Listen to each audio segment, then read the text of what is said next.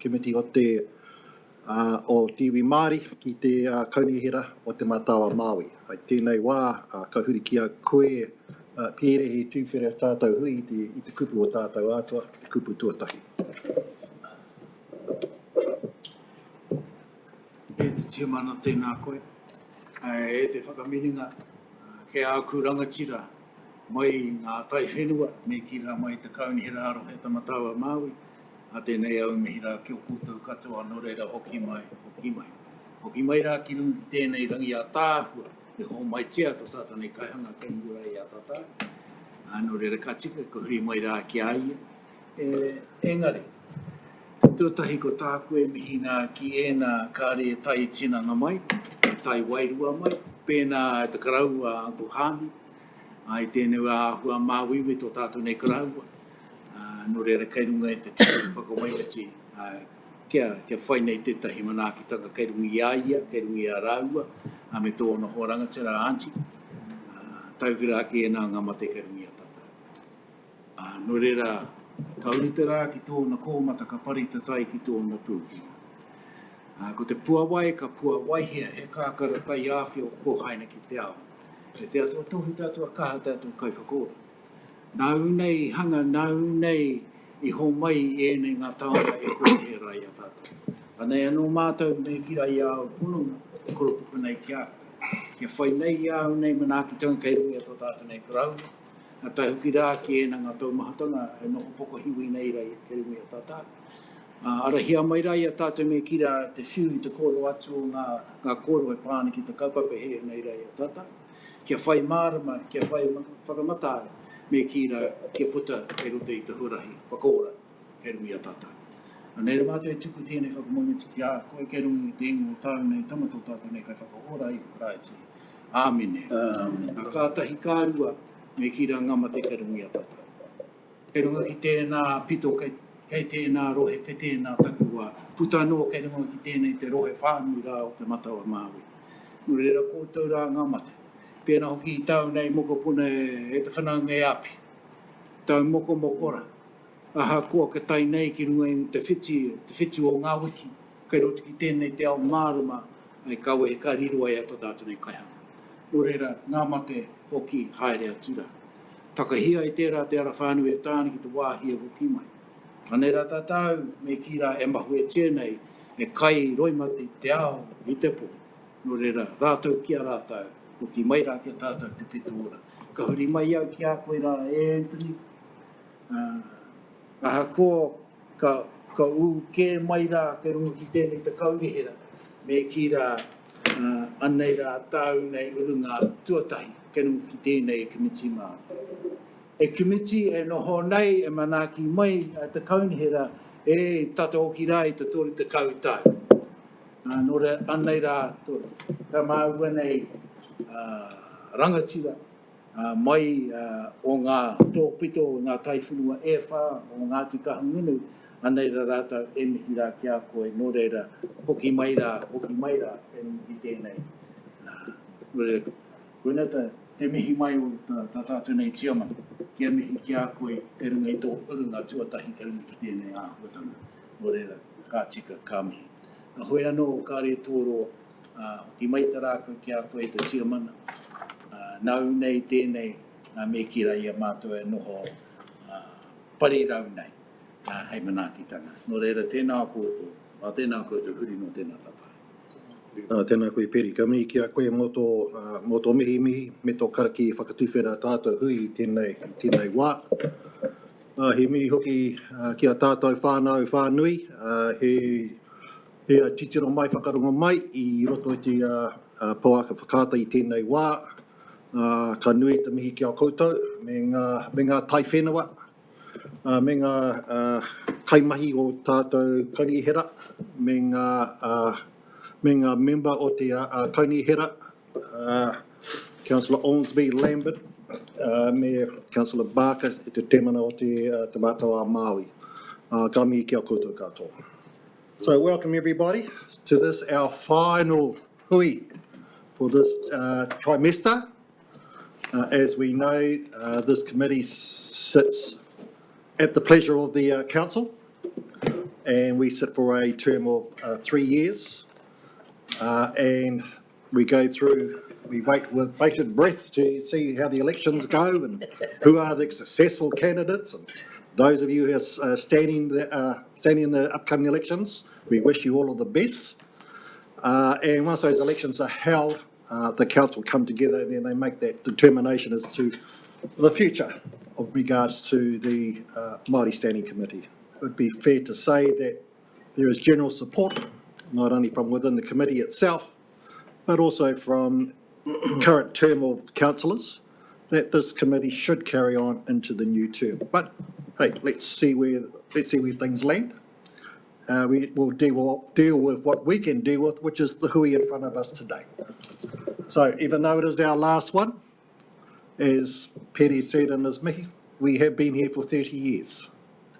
But let's have a bit of faith and trust in the fact that we may be here for 33 years at least.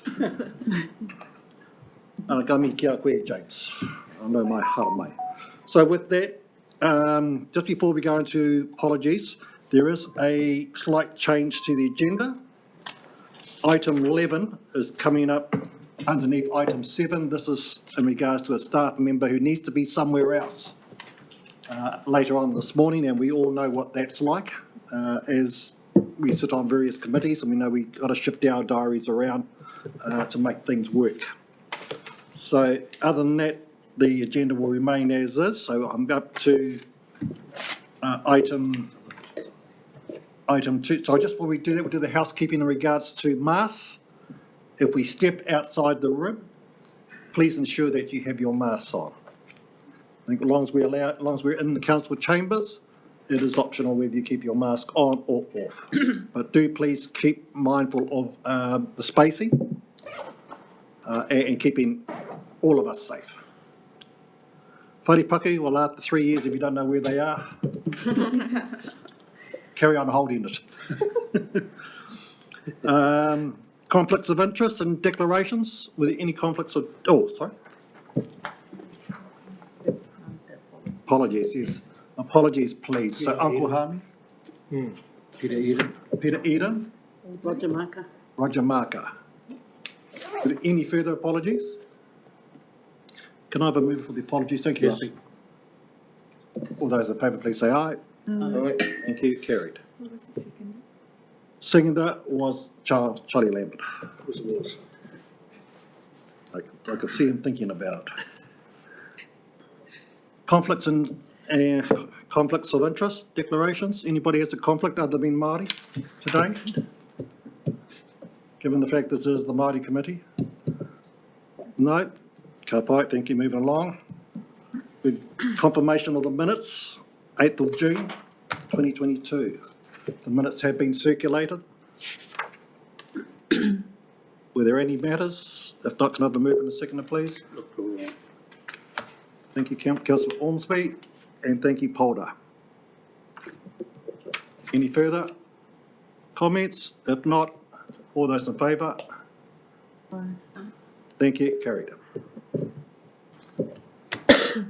Moving along to item 4, Paki Reporter. So we're starting off with, if I remember correctly, Waido. Oh, called me out. Is Katarina, sorry, Mr. Chair, is Katarina online? She's not online. Yep. Oh, I'm so go back to my page and remember what I read a month ago.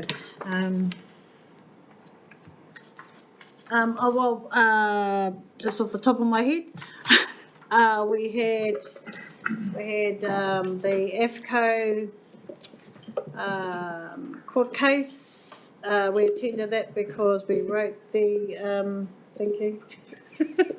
We wrote the cultural impact assessment. For that, it was a non-considered discharge, and they were fined 138,000. I think it is. I'm getting this mixed up. Yeah, 138,000 for that, and follow up. They're also putting together they've applied for a variation of their consent, I believe, for their stormwater. They're putting together swale wetlands to deal with that. And I suggested to Dean Burgess, the head of, the manager of AFCO Wairoa, that he makes sure that a mana whenua lens is put over that.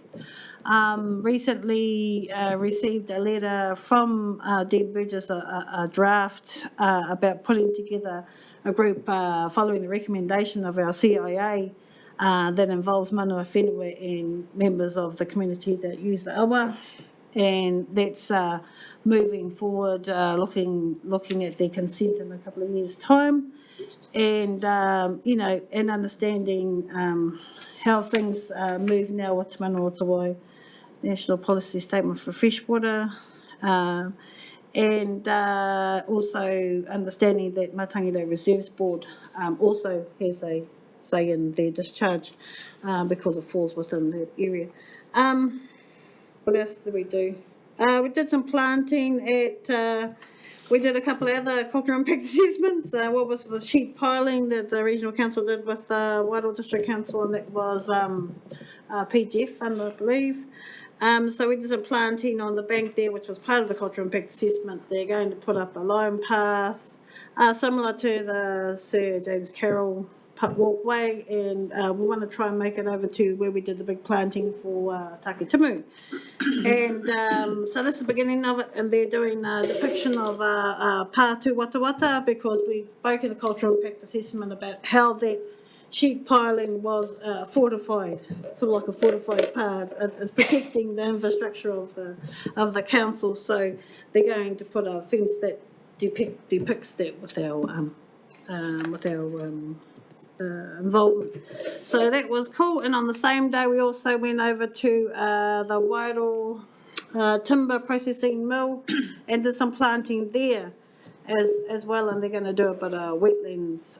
So yes, that was a good day for us and good day for the awa all up. And kotahi, that was a good day. I think we had a mixture of people at that hui. And we did a bit of promoting on our environmental page to try and get more people to come to it. And I heard there was one at Waihua, I wasn't able to make that one.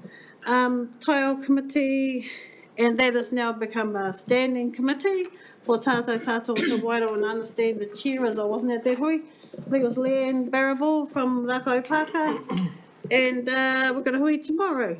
So, so all the taiao issues will come to that table, and there's representatives from the seven kahui.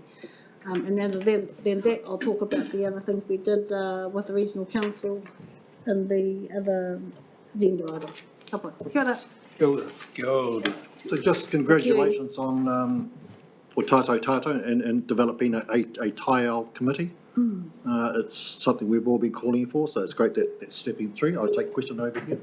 Kia ora, Chair, and just congratulations to the mana whenua for the AFCO fine, and what's even better is that there's a solution around the stormwater, and it's wetland. It's a natural solution. So tēnei te mihi kia koutou. This is more a pātai around the tile committee for Tātou. And is it structured in a way where the membership also includes the Wairoa tai whenua, or is it just purely Tātou? So what I understand, and I was in a hui last week from the CEO of Tātou, the Wairoa tai whenua has sort of handed over their kaupapa to Tātou. So they will deal with all the taiao issues. Because of the RPC and everything else. But in saying that, Katarina's in there as well, so, we have tai whenua people in there, so you're between both. You're only across the river from each other. So it's all collective anyway? Yeah, because the kahui are all our hapu anyway, so, yeah. Kia ora. Were there any further questions for Wairoa? Ka pai, moving along to Tamatea. Kia ora, March. Is it March? Yeah. We're doing lots. Daisy can talk around our tile stuff, because she's in there at the office over the last couple of months. It's really around our governance stuff. that we're looking at. We've got our little Tamatea hub, which is our social services, and that's going really, really well. We've got lots, our connectors are engaging with a lot of our whānau, and whānau are reaching out to us too. So it's sort of like an exciting place to be at the moment. So there's about 10 that come into that hub. What else are we doing? The other thing is, and then we're just looking out at our Mahuri Māori at the moment. So we have Amiria Nepiapatu as one of our staff, and she's doing all our Māori stuff, so, you know, coming out of the kohanga and EIT and stuff, so she's ramping up Māori stuff with us at the office, and it's really exciting. A lot of our workers want to engage in that part, so yeah, looking forward to it. Di? Kia ora whānau.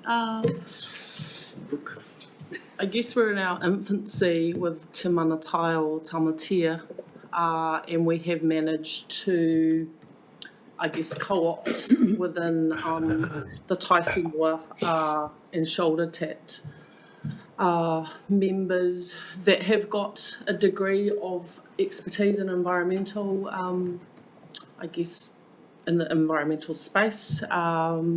So if we dug deep, we found people.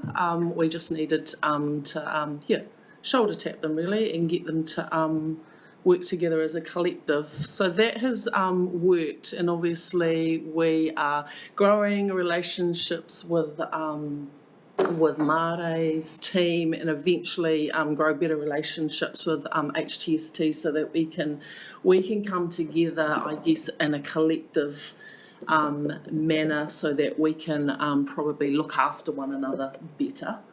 That's work in progress, and that's been really positive, and it will grow. It'll grow its own legs, I guess, as we move on, and we begin to understand where we all fit in the picture, I guess. We're all related, we're cousins anyway, so that's not going to be hard, but I guess we just need to meet as people and figure out what's the way forward for us as a collective coming under HTST. So there's plenty of work obviously in Tamatea, and as you would know, the water is presenting major challenges for whānau. I mean, we have got as you would know, we have Tranche 2. We've got council with their major water projects. Those are huge projects with 3 waters. We've got the Mā project. We've got the Ruataniwha Dam project. So they're really big projects, and trying to navigate our way through that is really challenging when you've got hapu that are really interested, but the complexities of understanding how all of those projects fit, and actually they don't fit because they are colliding massively, as you would know. We've got some collisions going on here when we're trying to put water back into the system through the Mā project, and we're trying to fight, Tranche 2, trying to take the water out of the system. So those are challenging issues for us in Tamatea. But that's not to say that we aren't up for the challenge, but it takes a lot of energy. It takes a lot of energy because when you've got Tranche 2, conglomerates, I would call them, with a lot of money, spitting out reports, and you've got whānau hapu. It's a David Goliath battle. It's unfair. It's totally unfair.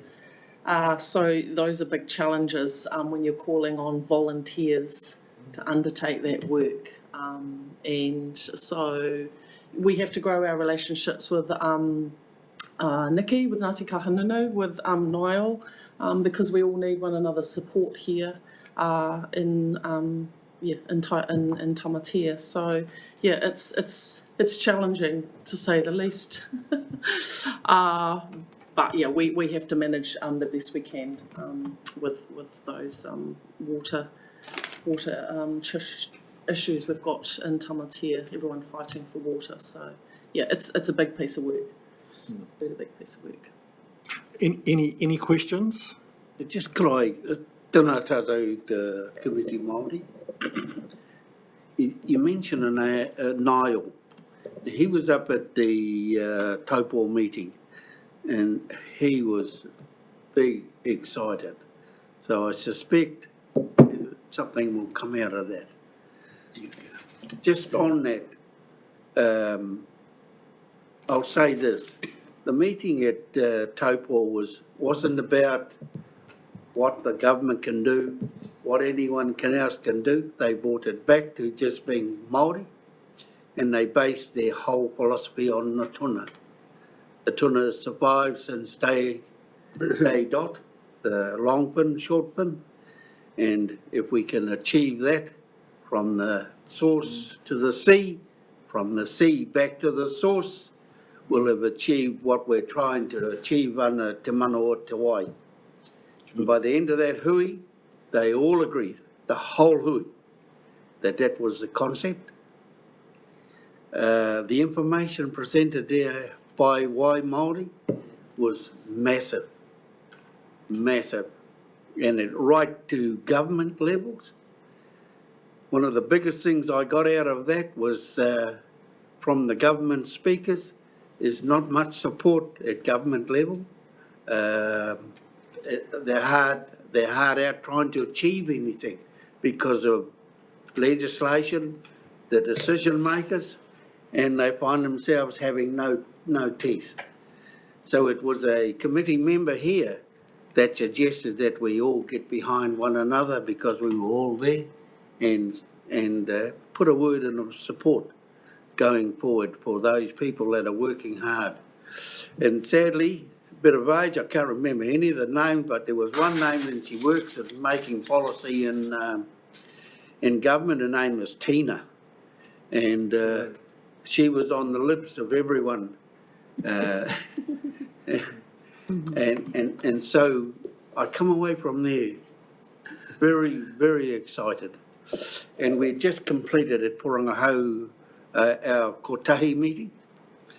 And we had a wonderful meeting out there with Kerry and Anna. And I, like most, are looking forward to another meeting with them to see what they glean from the all the scientists they had at the meeting at Porangahau. Excuse me. And last but not least, Diane and Mark, you fellas, from an old man's viewpoint, I'm excited that Tamatea Tai Whenua move forward. I'm excited that we're getting something that the hapus and the committees out there can relate to and come to and get satisfaction from. And it's a complimentary to you fellas' hard work. And I decided I'd put it here for us as Māori committee members, so it's just something to go out there and on behalf of all of our hapu and tai whenua to know that, well, the 30 years is paying off, Mike, for me, and I've only been here a short time. And congratulations anyway. Yes, I said, I heard all sorts of stories about you. Elections, we haven't had elections yet. And the other, no, just the fact that you're out there. The other fellow was our man, Thompson Hokanga.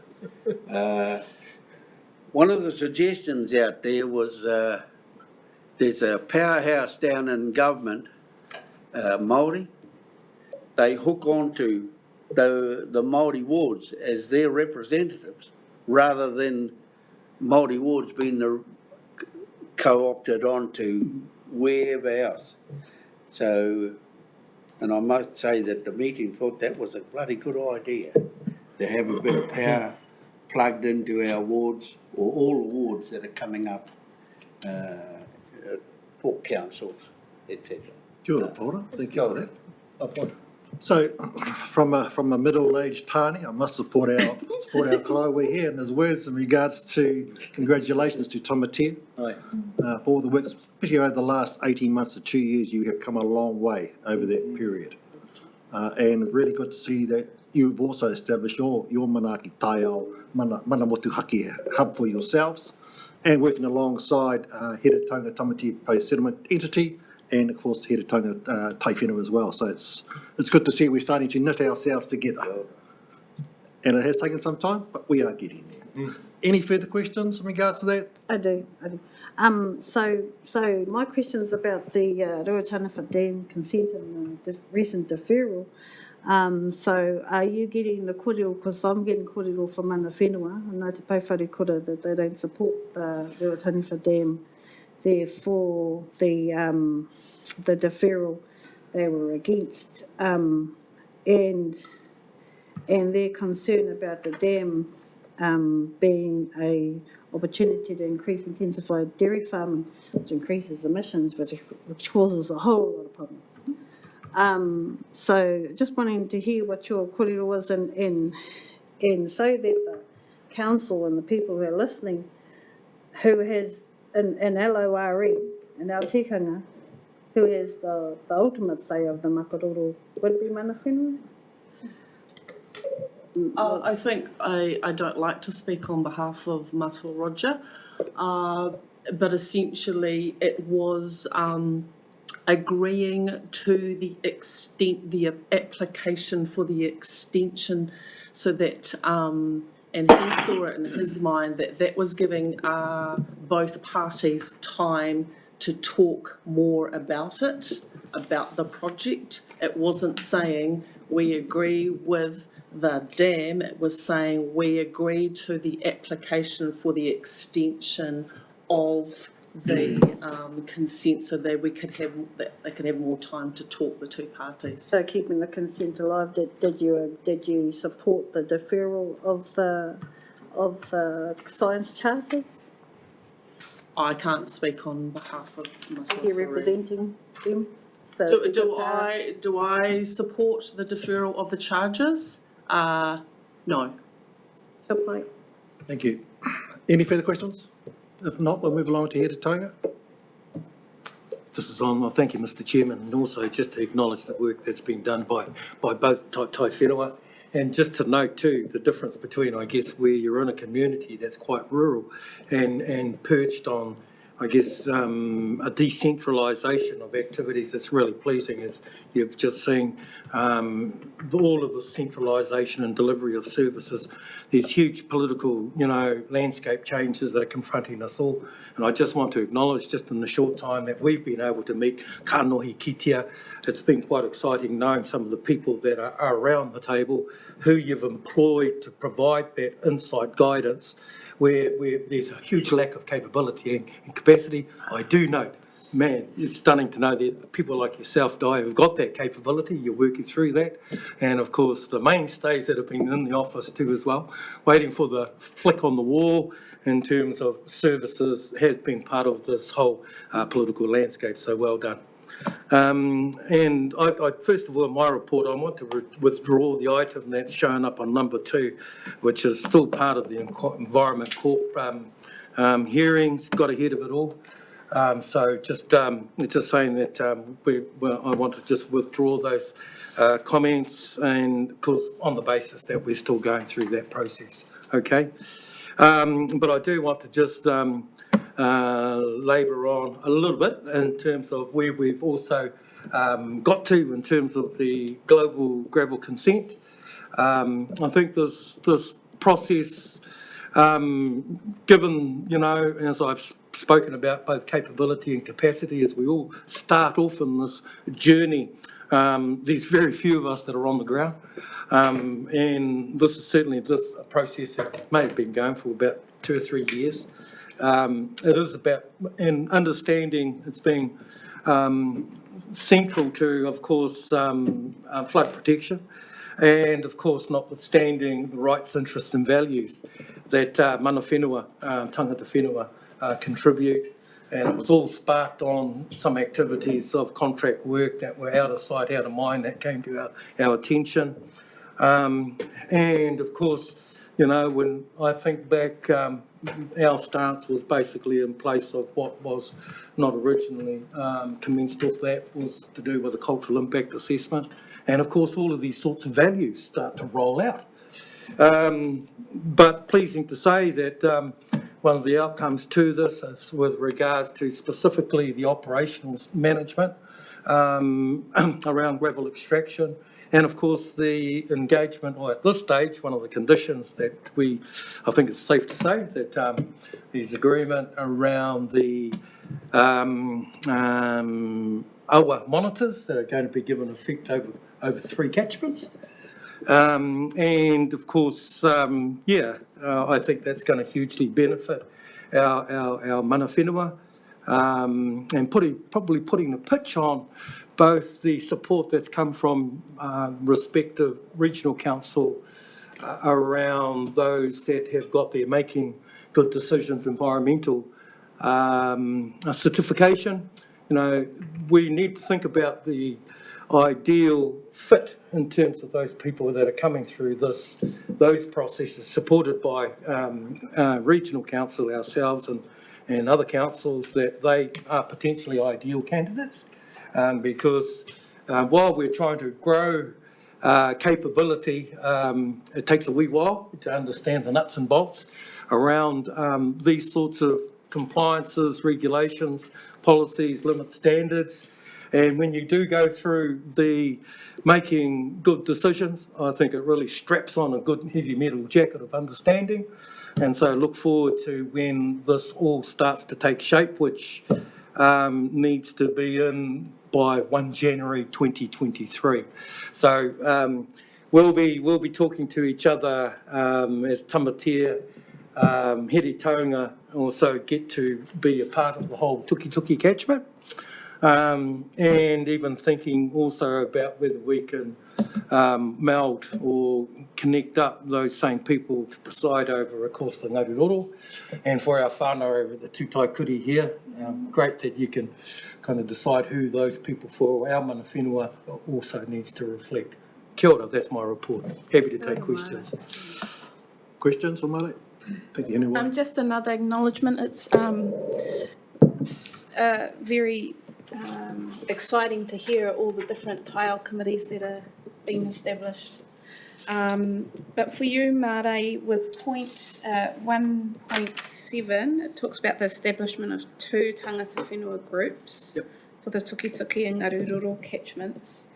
And so where does it sit at the moment with the Tūtaikuri catchment and the monitoring program there? So there is a third specific rōpū that will be established? Yes. Is that what you're saying? Yes, Yeah, yes. yeah, and we just, and te whanganui a roto Yeah, to work that out was mana ahuriri? I'm just trying to understand who. Yeah, I've got that in 1.6. This is now rectifies and sits back with ahuriri te whanganui a roto. Yeah. Yeah. Ka pai, thank you. Kia ora. Any other pātai? So, talking about whanganui a rotu, Yeah. move to whanganui a rotu. Mauri ora tātou.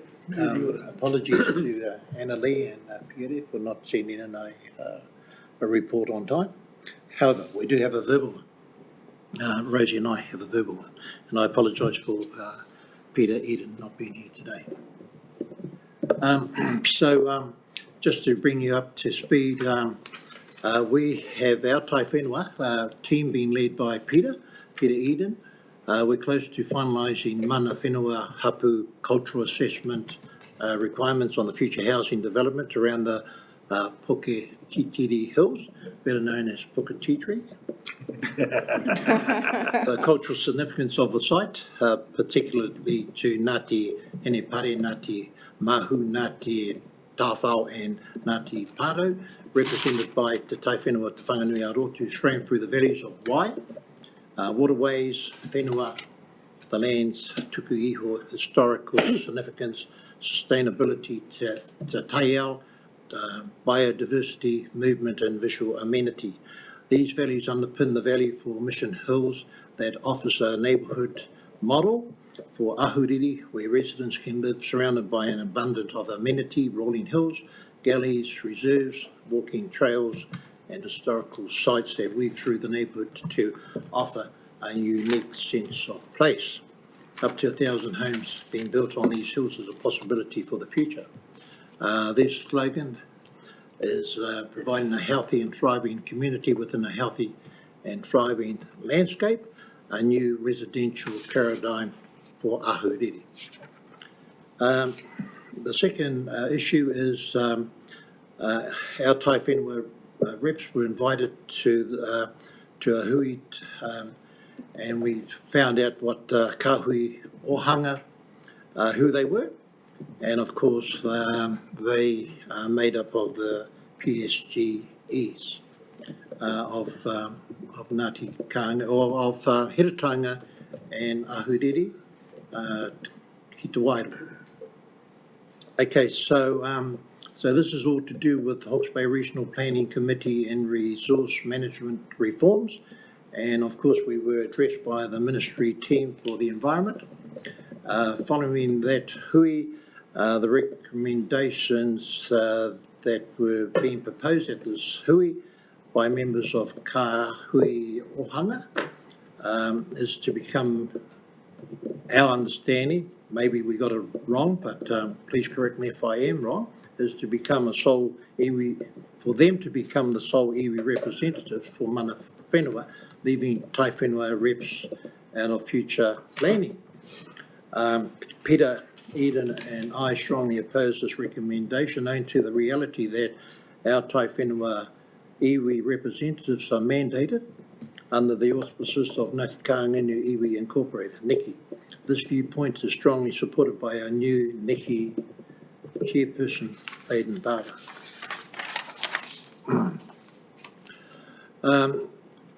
Currently, we represent our respective marae hapu and Tai Whenua as iwi members on the Hawke's Bay Regional Council Māori Committee. And owing to the fact that our respective marae may not have appropriate representation from Kahui Ohanga, PSGs, this thus could cause serious concerns in the future.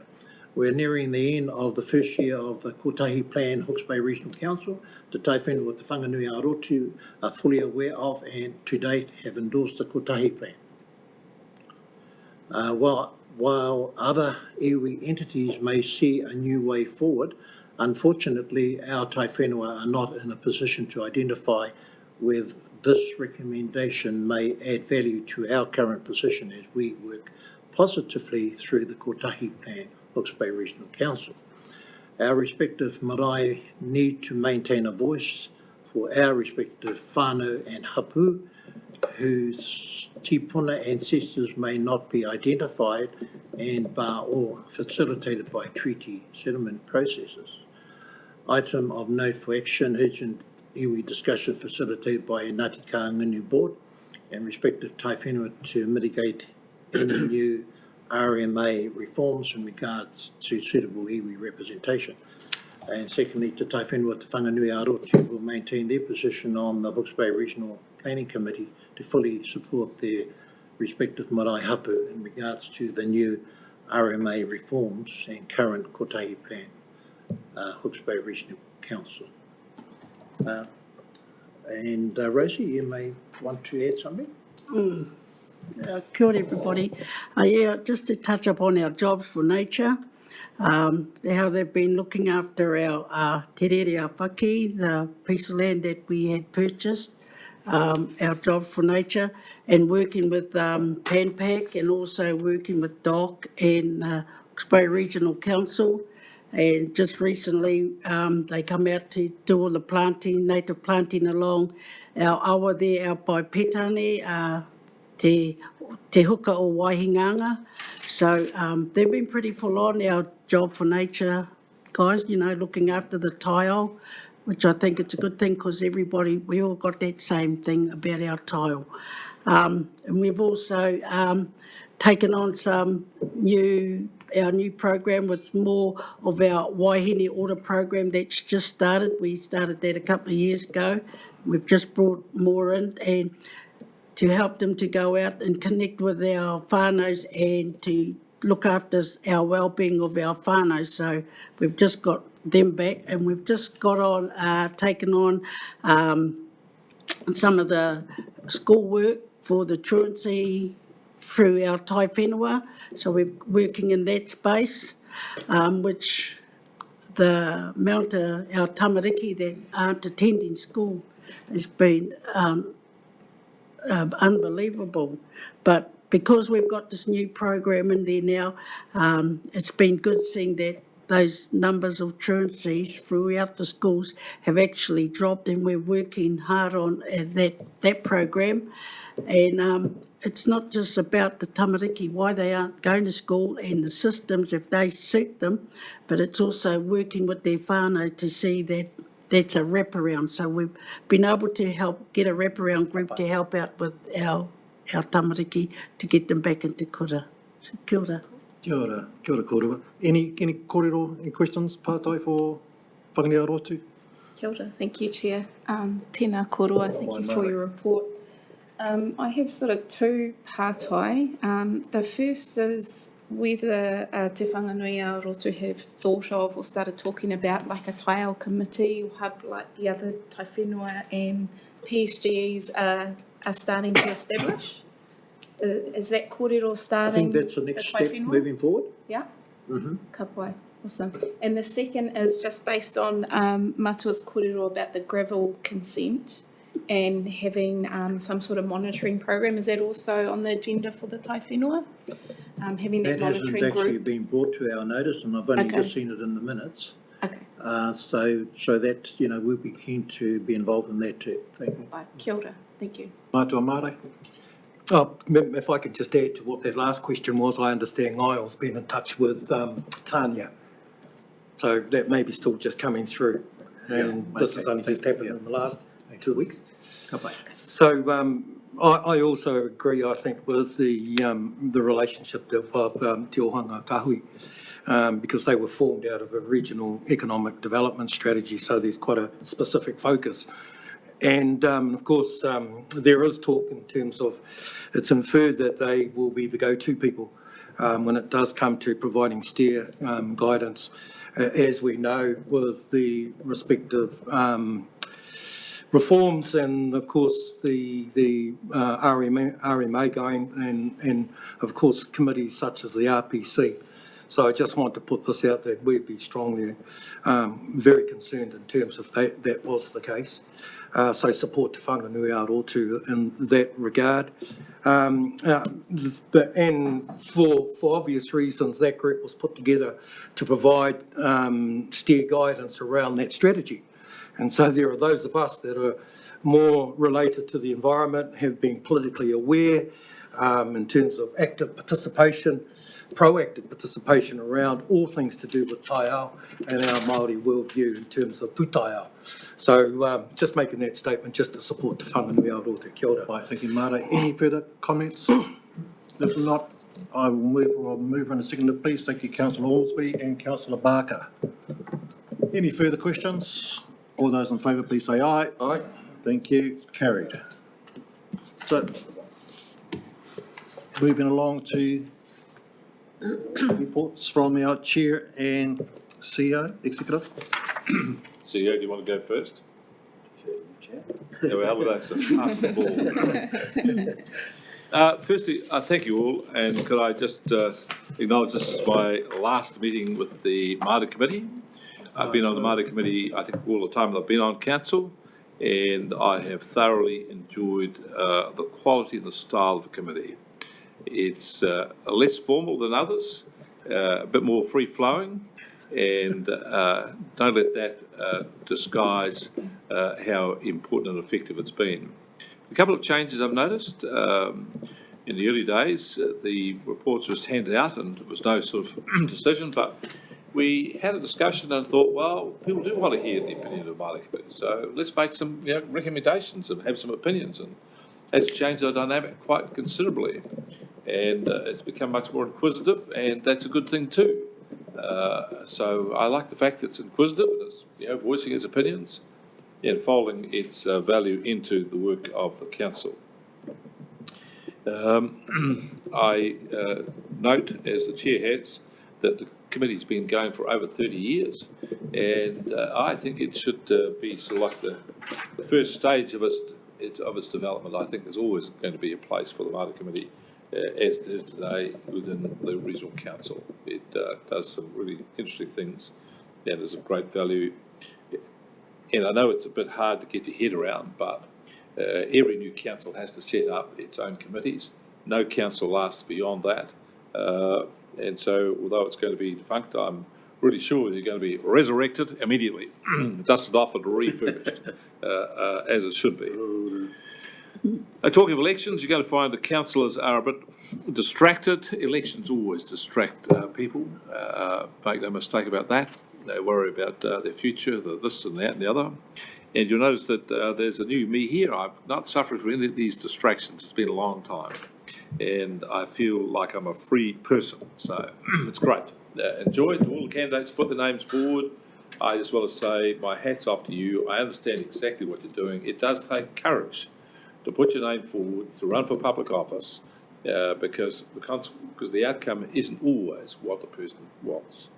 And it's a very public process, and having been there and been lost myself, I can tell you it's a pretty lonely place. So my hat's off to all the candidates. I admire you all, and I wish you all the best. On the things, the work on the agenda, we've got some big things coming up, like the RMA reforms and kotahi. Kotahi is the biggest thing that we've got. It is one of the most important things to be done for this region, about a regional plan, and it is something in which we can build on. We can look to build a regional plan for the region. We've got a number of issues at the moment which we can't solve within the confines of each individual council's boundaries. Each individual council has to make provision for housing and so on, but they don't always have suitable land. For example, we're now building on areas which are subject to liquefaction, if there been an earthquake, prone to tsunamis. We've got some of the best lands on the planet, which are threatened with buildings going over them, tar, steel, concrete, houses, roofs. When we've got other areas outside of those council properties which could be better developed. So I think this is one of those great cases where we're going to be better and stronger together than separate. And the Kotahi plan is an element of pulling all of that together. With that, we've taken something remarkably different here, in that I think just want to emphasise how remarkably different it is. Instead of having this plan led by just staff alone, then come and tell councillors what it is. It's led by a wide base of governors, Māori Committee, RPC, councillors. It has a governance group of 30. No one else is doing this. And it's just saying that we've got a space at the table for everybody. I've used the phrase before, and I hope you continue to use it, decision making without walls. We should leave no one behind. And I think it gives us a great opportunity to make this a success. Other regions are struggling on all sorts of fronts, but when I look at where we are as a region, I think we're really well placed because we have a coherence and we have relationships.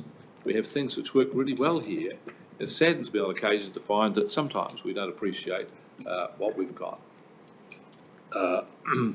Having said that, I wish you all the best with that. The last thing I'd like to touch on is that I have always had a belief in having tours to go and see things, look at things, learn things and do that. So I've had the pleasure of organising two of late.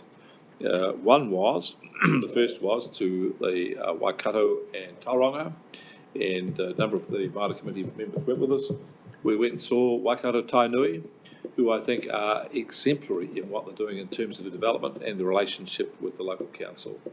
The size and scope of what they're doing there is beyond description. It's just mind-boggling, really. They are going to be a key economic driver of the Upper North Island, without a doubt. And the thing I liked about that is I'm very happy to share and talk and so on. We also went and saw the Waikato Regional Council. We went over the hill to the Bay of Plenty Regional Council and we saw Quayside. The Bay of Plenty Regional Council is interesting because in another life I intersected with them and I found that they had a team of 8 Māori liaison people. I sort of like, what? Yeah. And they decided to describe me what it was, and Katrina was just fantastic. So I came back here and said to the chair and the chief executive, they've got 8, we've got none. So, you know, we all had a prompt, and here we are, we're making a move and putting our resources where we should do. Katrina is still there and fizzing and leading with it, because it's just such good work, building relationships, building things and changing the future. I just think this council should continue to have an ongoing relationship with the Bay of Plenty Regional Council. Invite them here. If we don't go back or they don't come here, whatever effort we put in to make the relationship will wither away. So I think it's something you should continue to do for the future. The second is we went and saw Quayside, which is the investment arm of the Bay of Plenty Regional Council. And it is a reflection and inspiration of what we're trying to do with the Hawke's Bay Regional Investment Company, lately shortly been known as Te Mato Investments. Te Mato. What it does is it invests and builds its capital to put its money into the regional council for good works and to reduce the amount of people pay for rates. We can't continue to have increasing demands on doing things for the environment with endlessly expecting the ratepayers simply to fund it. So Quayside is there, and they're further down the track than we are. And having built the relationship, we need to continue to maintain it, because I'm sure they will help us and they'll teach us to learn from them what they're doing well and what they're not. So again, another key relationship. I think those that saw Quayside had their eyes opened and said, wow, this is what the vision is. So it's there. The next trip was to go and see the centre. And we went to Wellington to see the politicians and to see some of the departments. It was very well received. We saw the Minister for the Environment, David Parker. We saw the Minister for Local Government, Naya Mahuta. Both sessions, I think people who were there would say were just so impressed with the dignity in which we received, the respect in which we were given, and the frankness of the conversations. I think it would have surprised people. They were stunning. One of the highlights I put on the list to go and see the Speaker, and I'm sure several people would have thought, wow, what are you going to go and see the Speaker of the House for? You know, what do they do? But it was a highlight because we were the very first delegation to see the new Speaker, Adrian. He hosted us in his lounge, and it was really insightful. He told us what his vision was for the job of the role, and I'm sure everybody came away really impressed. We saw question time, we saw how the processes work, saw select committees, and did that. The following day, we saw the representative of the Parliamentary Commissioner for the Environment, because Parliament has 3 offices, the Commissioner for the Environment, the Ombudsman, and the Office of the Auditor General. So we met all 3 of them, and we learned what they did and how they did, and again, I thought everybody got a better view of their relationship and what they had to do, and how to work with them in the future, because it's not just about what we do here. There's all these other elements out there, and if we don't understand them and how we interact with them, we can't get use of them or get value out of them. We got that, and then we also had a meeting with one of the leading lights on the local government review, who said, I can't tell you what's going on, it's all top secret. Then proceeded to have a very detailed conversation with us. So, I think people sat there like, what? It was wonderful. I thought it was great. And we also had time to go and have a visit around some parts of Parliament. The security guards, at request, opened up various sections to take us along and have a look. And so we saw some other parts of it. But it was a great trip. And again, I just hope that having done that, the next training of councillors have a think at the beginning of the year what it is they want to see or do to extend their influence of this council and to learn for themselves, then put it on the agenda to go and do. You cannot beat having a little tiki tour to go and see things, because you learn things, they learn things, but as importantly, it extends the influence of the council out. It raises its profile, extends its influence, and I think that's a really good thing. And for the cost of it, well, it's peanuts, really, in my view. You cannot beat making people better, building connections, building relationships, improving understanding.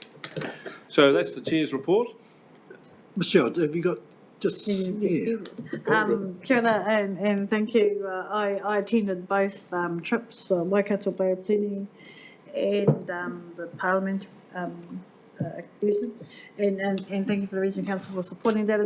I appreciate the journey and the opportunity for networking, relationship building, and understanding the system a bit more, and meeting with the horses now, the ministers. So, that was cool. What I took, I was interested in the Waikato,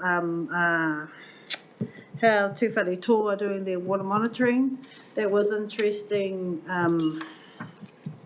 It was obviously there's problems with the dairy farming over that end, and they're sort of very cautious about that.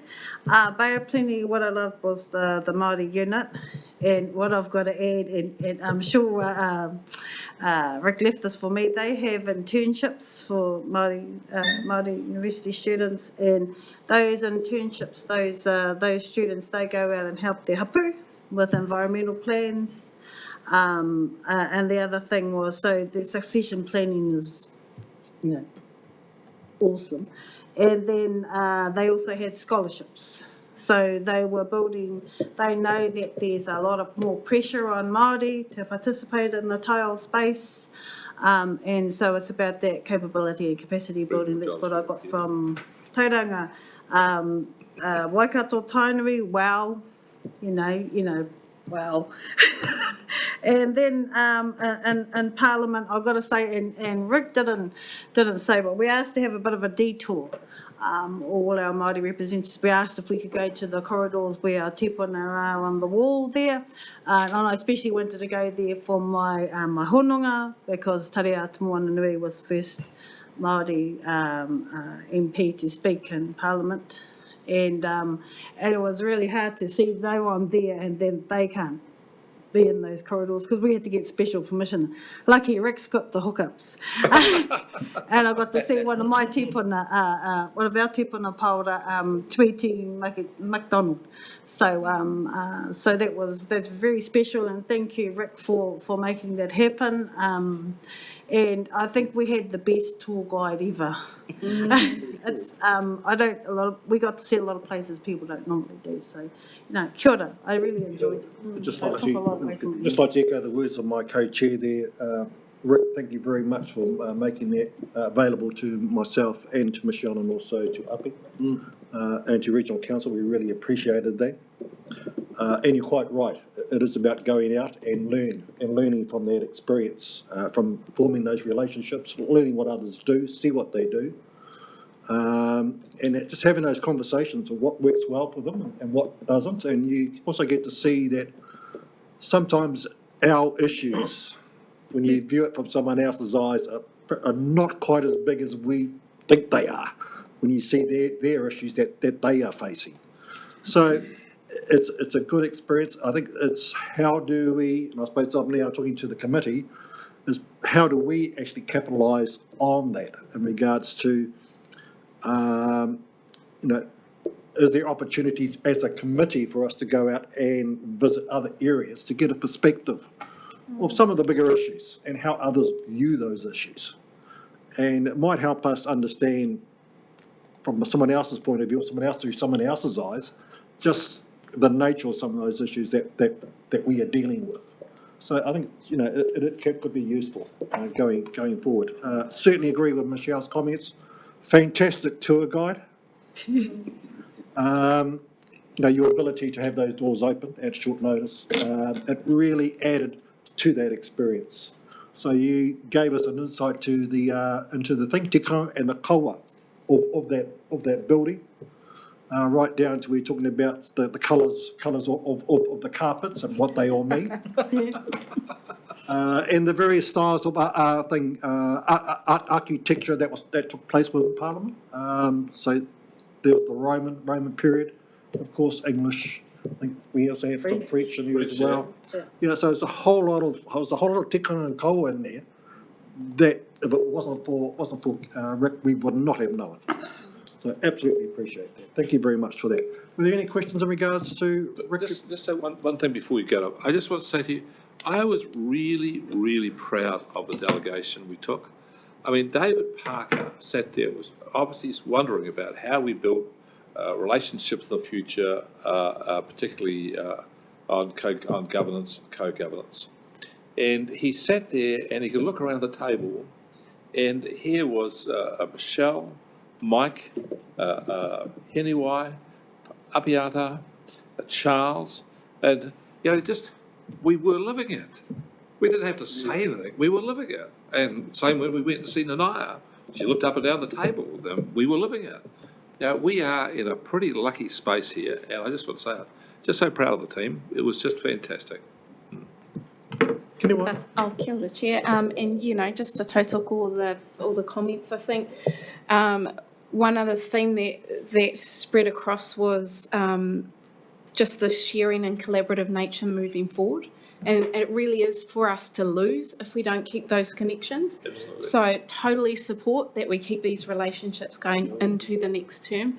What I found really useful from a Taiao side was at Waikato Regional Council with that Section 33 transfer of powers in terms of monitoring their lake, their roto, and the process that they went through. So I think it's highly valuable if that's a space that we as mana whenua want to get into in terms of having those powers. Ka pai.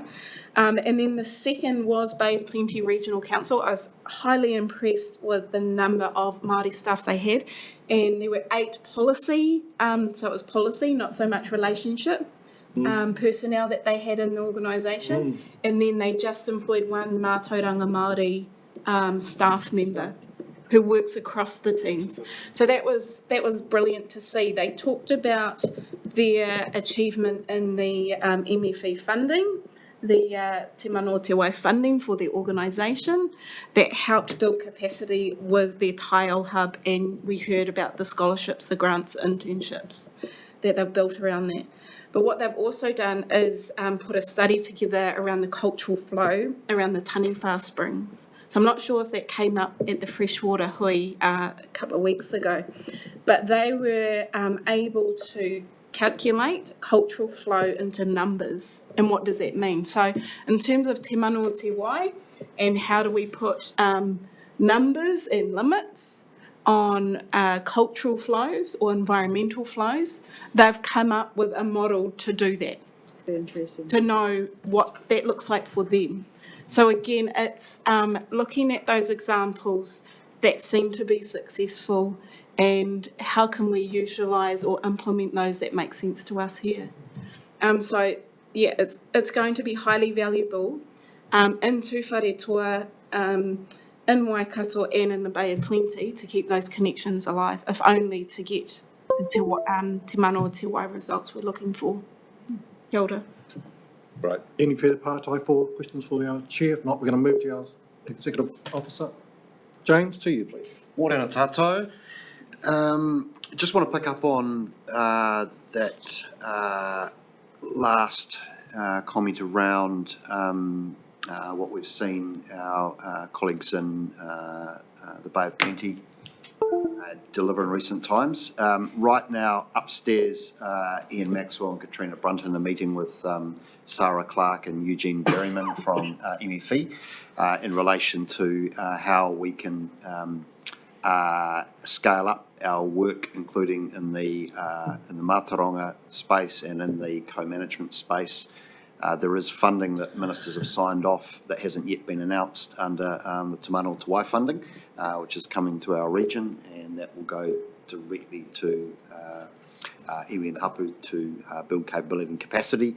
What we're interested in seeing is how we can weave that into the statutory responsibilities that we collectively have around monitoring style and also into the co-management space. And so that provides with kotahi, I think, the building of a shared capability and transfer of powers, of course, is part of what we need to consider with kotahi. And I know that Ian has started conversations with Dr. Marker in relation to Whatuma as potentially a pilot location for some of those transfer and monitoring powers, and there's also some other possibilities around the region. We have had recent discussions with both Te Pahuera and Tatu Tatu Te Wairoa in relation to those possibilities.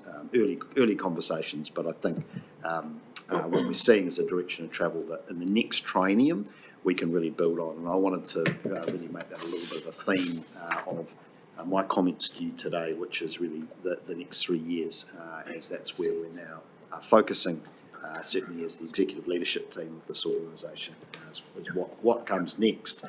But in terms of where we're at, just as of today, when I last spoke to you in June, we were facing some pretty serious headwinds around COVID, flu, illness, high levels of turnover, staff shortages, and things were pretty challenging.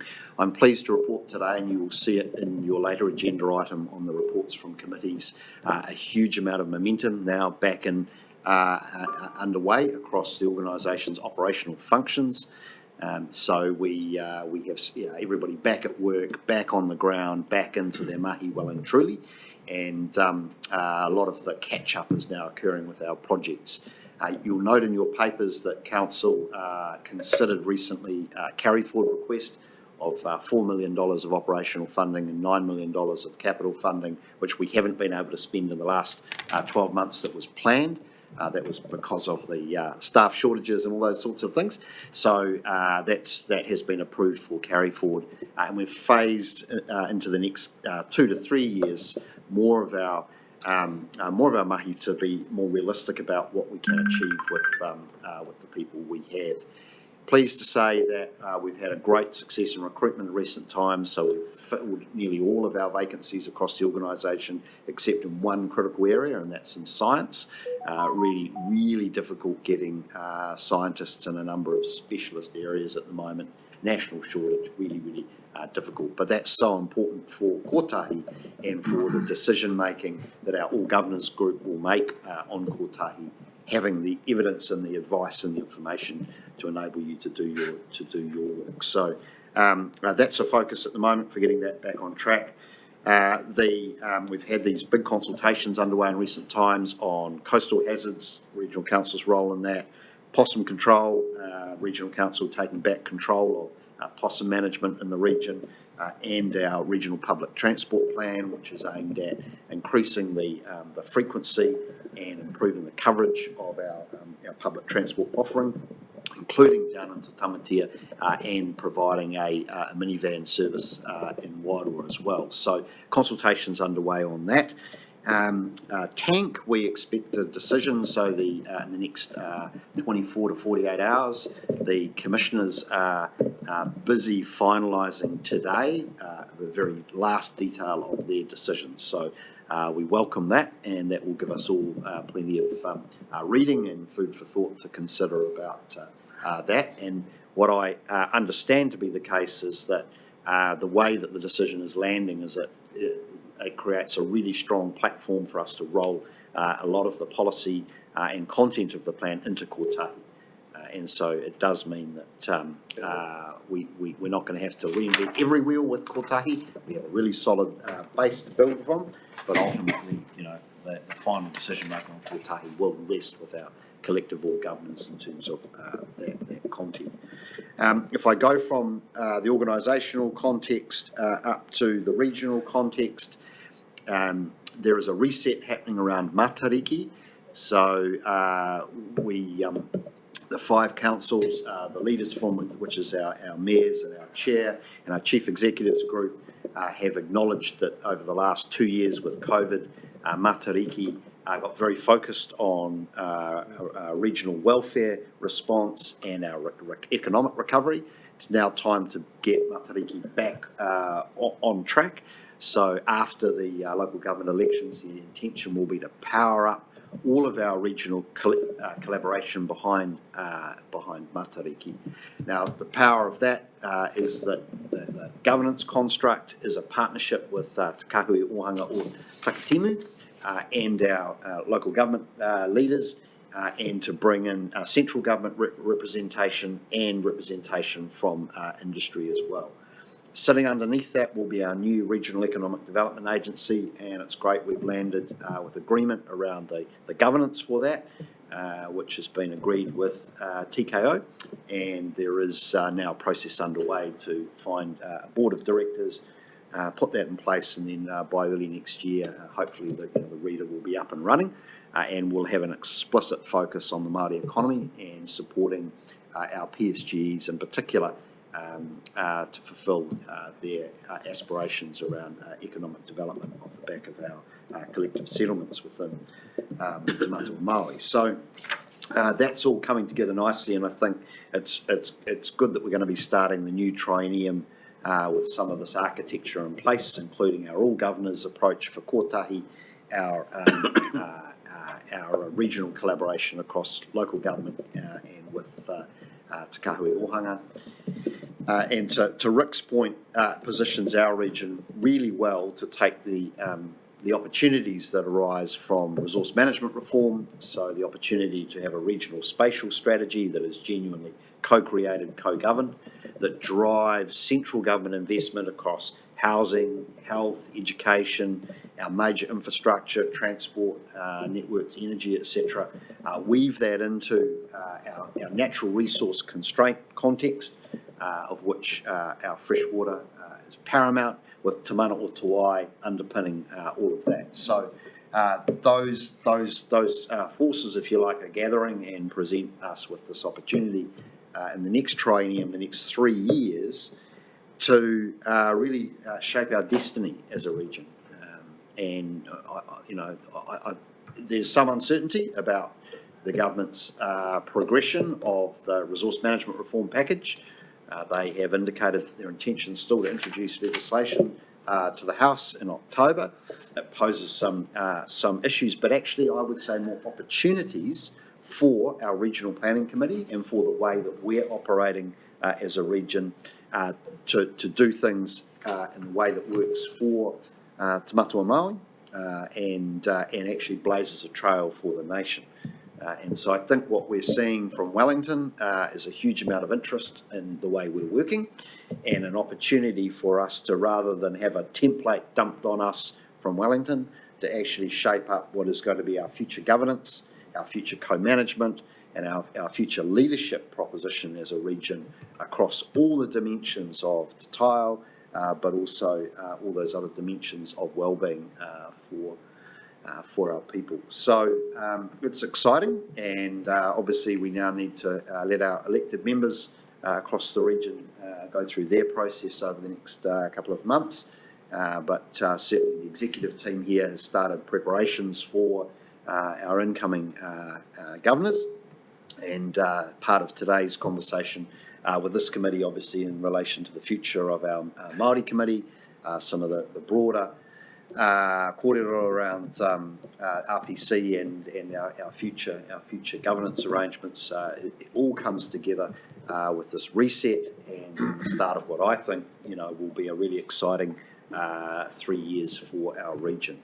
So with that, I just wanted, Chair, to register my thanks on behalf of the staff of the organisation for this committee's mahi over the last 3 years.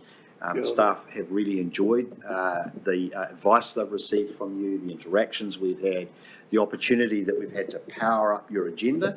There was a deliberate decision made with you, Mr. Chair, and Michelle, and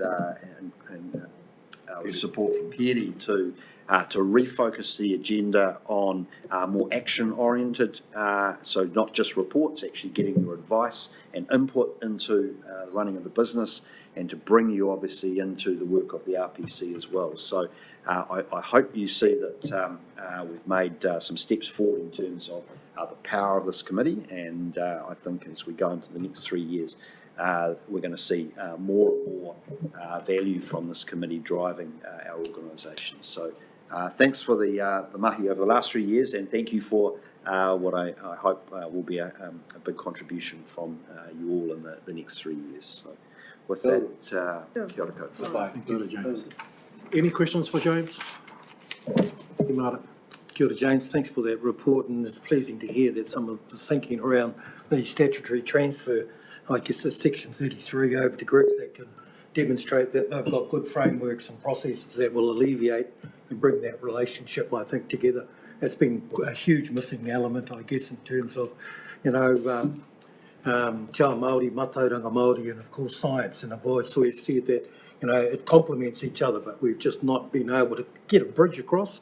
And so it'd be great to see some of those working models come about as they are, as part of what we've been doing, particularly around the Te Manawa Te Wai, which was supported back in 2016. Yes. And these processes do take a wee while in terms of the type of frameworks and indicators, particularly as it's, and it's an attempt to kind of address some of and complement the state of environment reporting.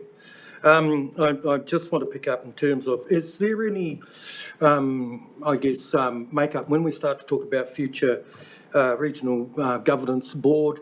And I'm just thinking about, what has been previously said about the visits that you finally went to Parliament and the demonstration before ministers, which visually depict, there's some relationship building that's obviously there. Any idea, and I'm talking about partnership in terms of future composition around have we drilled right down to kind of come up with what that will look like?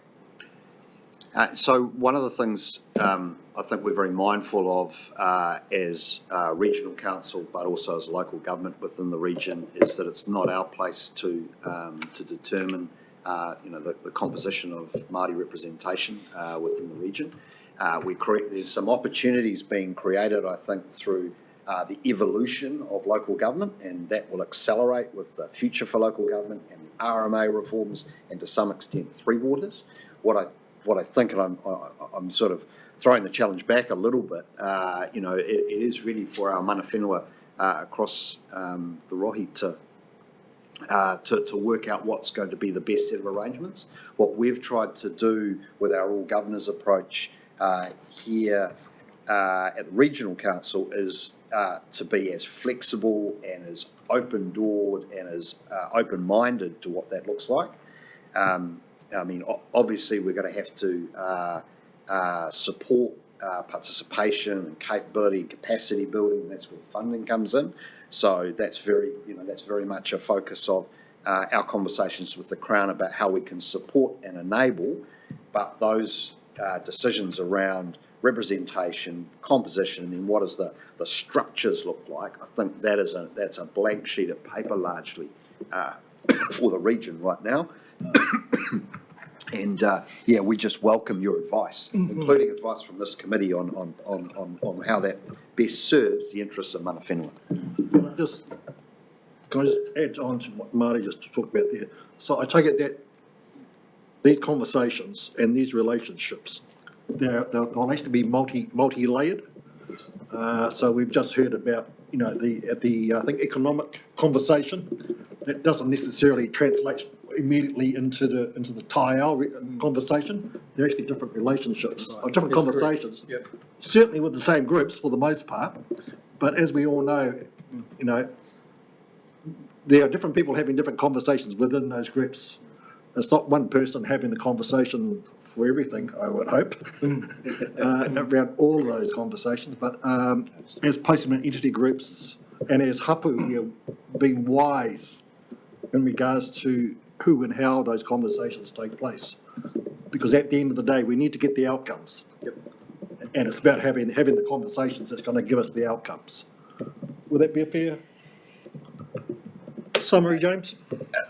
And the points I think which are made within their chair are absolutely noted and understood. I think we're incredibly fortunate as a council and as a region that we have both our PSGs through our RPC and our marae hapu as represented through the Tai Whenua network ultimately could be rounded out by Nikki itself being at this table, but that's obviously an agenda item for later in the day. But we get pretty comprehensive representation that brings our LNGs, that brings our marae hapu together in a way that as a council, I think we're connecting, hopefully, with as many of the people we need to connect with as possible. So we're well served, and we're well served by this committee. Māori, did you have something else you want to follow up with? Oh, just wanted to say, I guess, and in some part you've already responded, Mr. Chairman, and, you know, we've only just seen the introduction of Māori seats, you know, and of course that represents a small number, and I'm hoping that, you know, that partnership reality in terms of what that composition and where we arrive, because they are two competing elements against each other, and just hearing where after the elections Matariki is going to be a centre stage, and that's driven by, and we're certainly right in amongst the environmental space, but we also know that it's very difficult when they affront each other, the economics in terms of what drives each other, and of course against the environment. So I just want to make sure that we're clear about when we do go through this unfolding discussion, that we're starting to realise partnership in its truest reality. Any other questions for James? Chair, can I just make one other observation? Just acknowledge the councillors of this council and their embracing of partnership, their support for this committee, their support for the RPC, the All Governors approach, particularly acknowledge our chair and his leadership of that. Certainly, I'm fortunate to be supported by governors who I have not heard once in this triennium express any sort of desire to curtail, control, to marginalise the participation of our mana whenua in the decision-making of this council. And that makes my job enormously easier. So I just want to acknowledge that reality. Thank you for that. Can we have a move and a second? Yes. Oh, Just before we finish, Mr. Chair, just the sense of throwing things into the basket so we can all listen to them and think about them and make good decisions. I just want to say, for the record, I was up in Taupo. I went up there to have a listen, paid my way, and the opinions I made are not the Tai Whenua report, they're mine. So anyone want to take me to task, that's fine. I just want to compliment Rick on taking your staff down and throwing them into the deep end. To me, that's one and the same, and that's how we'll learn something for us as a partnership here in what I see is the hierarchy.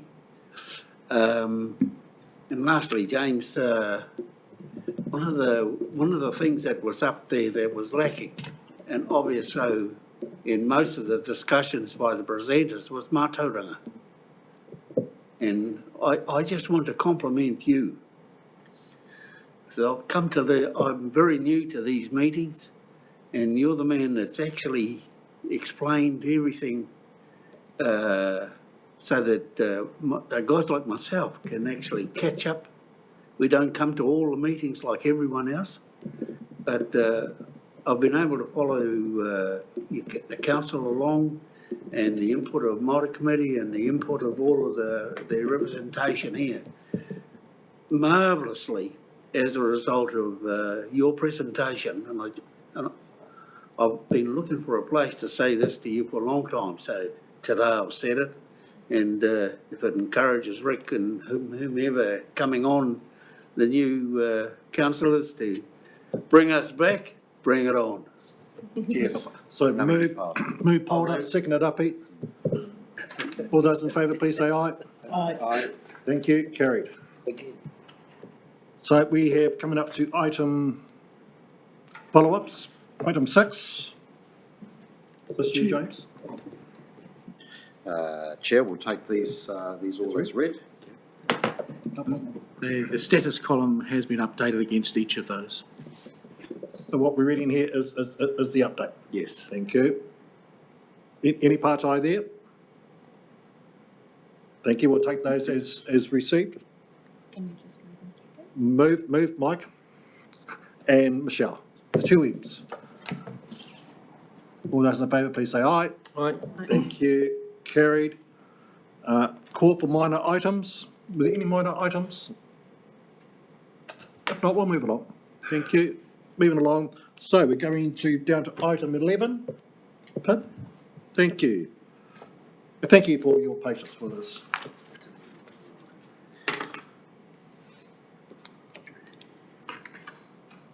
So this is agenda item 11, climate action, page 53. Morena tātou, nā mihi nui ki koutou. Thank you, Mr Chair, for agreeing to move my item forward so I can make my meetings this afternoon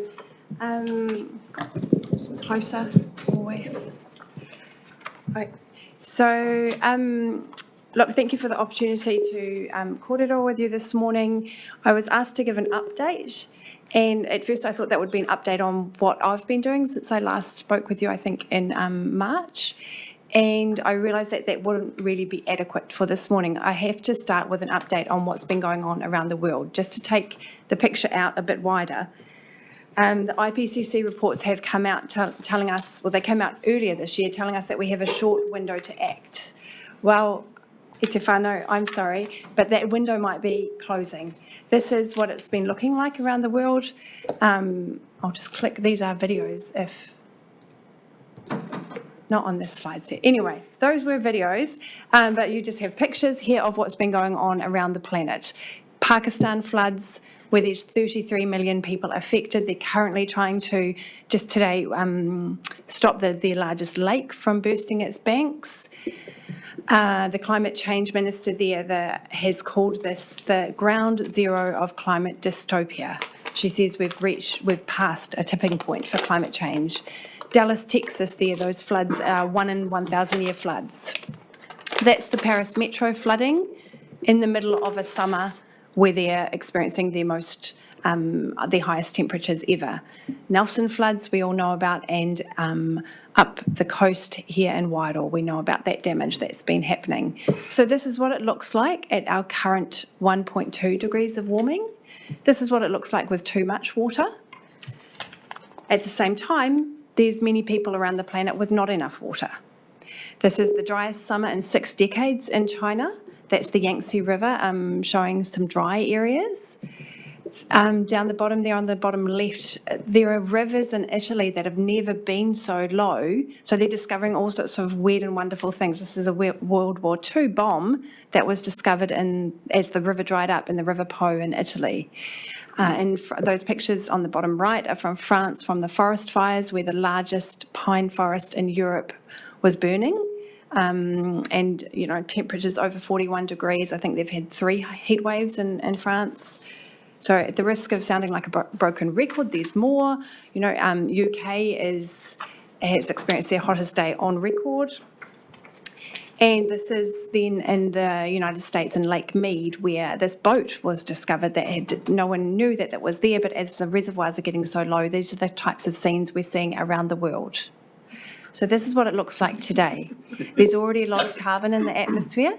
We know that this heating and destabilisation of our climate is going to get worse. So this might seem less chaotic, well, this obviously less chaotic, wreaking less havoc closer to home, but this still can create some kind of a distress about the changes in our natural environment. There's a word that's been coined for this, it's solastalgia. When we look at places in our natural environment and feel distressed about how they're changing based on climate change.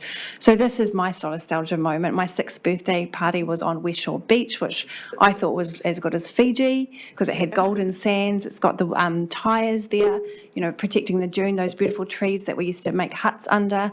And that's what it looks like. Well, after a storm earlier this year, that's what it looked like. So it's happening around the world, but it's also happening here, and we're not protected from experiencing those events that have already happened in our communities. So now on to my update of what I've been doing since I've been here. So for your information, so we have commissioned some technical inputs. The carbon footprint we've commissioned a regional carbon footprint for our regional emissions and our regional sequestration. That's ICOM is working on that for us. We will also produce reports for our four councils, so Hastings, our 4 districts and city councils. I think you received a draft report for Hastings. So these are the first estimates that we have of our regional emissions and our regional sequestration. through planting, through forestry. Stats New Zealand released yesterday, you may have seen some news about regional emissions. They've also released some estimates, so those are really useful for us to compare and to understand. And we're also looking at a regional risk assessment. We've shortlisted a couple of providers and we're working with them further to know what that might look like. We really would like to privilege in our approach a risk assessment that takes into account consequences for our communities. So what I mean by that is some of the science reports will tell us about number of hot days, amount of rain expected. We actually want to make sure that we're creating a report that shows us schools that will be affected, roads that will be affected, marae that will be affected. There's real human consequences. So we're taking a little bit longer than expected, but we just want to be sure that we're taking the right approach. I've been working hard on engaging with community, engaging with stakeholders to really prepare the terrain for some of the actions that will need to be taken. I think this seems to me to be a really important part of my work, raising awareness, educating around the need for this kind of action and emissions reductions. So there's just a few things here on this slide that we've put in place. There's a column running fortnightly in the Hawke's Bay Today, which we called Kia Rite. I write some of them. I also invite guest speakers, so guest writers. So if there are contributors in the room who have a topic you'd like to share, yes, I do. I am, or you know of people who want to write for those. I am looking for writers. Community speaking engagements. We went to the Go Green Expo also at Pettigrew Green Arena last month. That was a cross-council collaboration. We had a collaborative stand on regional climate action. Future Fit is a tool we'll be bringing to Hawke's Bay for people to calculate their own personal carbon footprints, so raising more awareness around that. And we are running a Hawke's Bay Climate Action Network for businesses, institutions, coming together each 6 weekly. And we treat different topics. So waste has been one that there was a lot of interest in, travel plans, things like that, things that businesses can do to reduce their emissions. And a school recycling pilot. Curbside recycling is not offered to schools, so a lot of schools don't actually recycle anything because it's another additional budget and budgets that are already tight. So we're trying to get a pilot off the ground in Hastings for some schools. This slide here was just, I recognise that so this was at the Regional Climate Action stand at Go Green. I work closely with my counterpart at Napier City Council, and Hastings District Council has just appointed a person working on climate change. We work closely, and I've also visited Wairoa and Central Hawke's Bay, just making those initial contacts. Also work closely with our Environment Centre, and we've just contributed a relocation grant. You'll probably be aware that they've moved to some new premises, yeah. So those are important collaborations in this work. Also, internal capacity or capability. Building awareness, education for our staff is also part of my work. We've run some workshops so far. We've had 3, and we've had 22 staff go through those workshops, raising, awareness about climate change, but also engagement. So we'll be running an initiative, a promotion for World Car Free Day, which is Wednesday. I've got the wrong date. Excuse me, Peter's just asking what frisk is. Oh, yeah. Well, it's not actually an English word, is it? I think they should have called it collage. This has come out of France. It's a workshop and they've decided to kind of transliterate, would be probably the right word, the French word, but it means a collage. So you end up putting all these things up on a brown piece of paper about climate change to understand it in a systematic way, and then working on action plans. And climate conversation. Out of those workshops, there was so much enthusiasm in the room, some sort of personal epiphany moments in one of the workshops, that people wanted to create this staff lunch group. We share a lunch every 6 weeks or so to talk about different initiatives people are doing personally that we might be able to introduce as well. And yeah, this promotion on Thursday, sorry for the error, 22nd of September, which World Car Free Day is the name of this international initiative. We recognise that not everyone can go car free, so I don't know, a car-less day. Perhaps you drive to a bus stop, perhaps you drive part of the way, walk part of the way. I've been doing some speaking at different events and just raising that awareness there. And then a couple of initiatives that we have in the pipeline. This one here for community funding is to extend out our support for community initiatives that don't fall under other funding that we have available.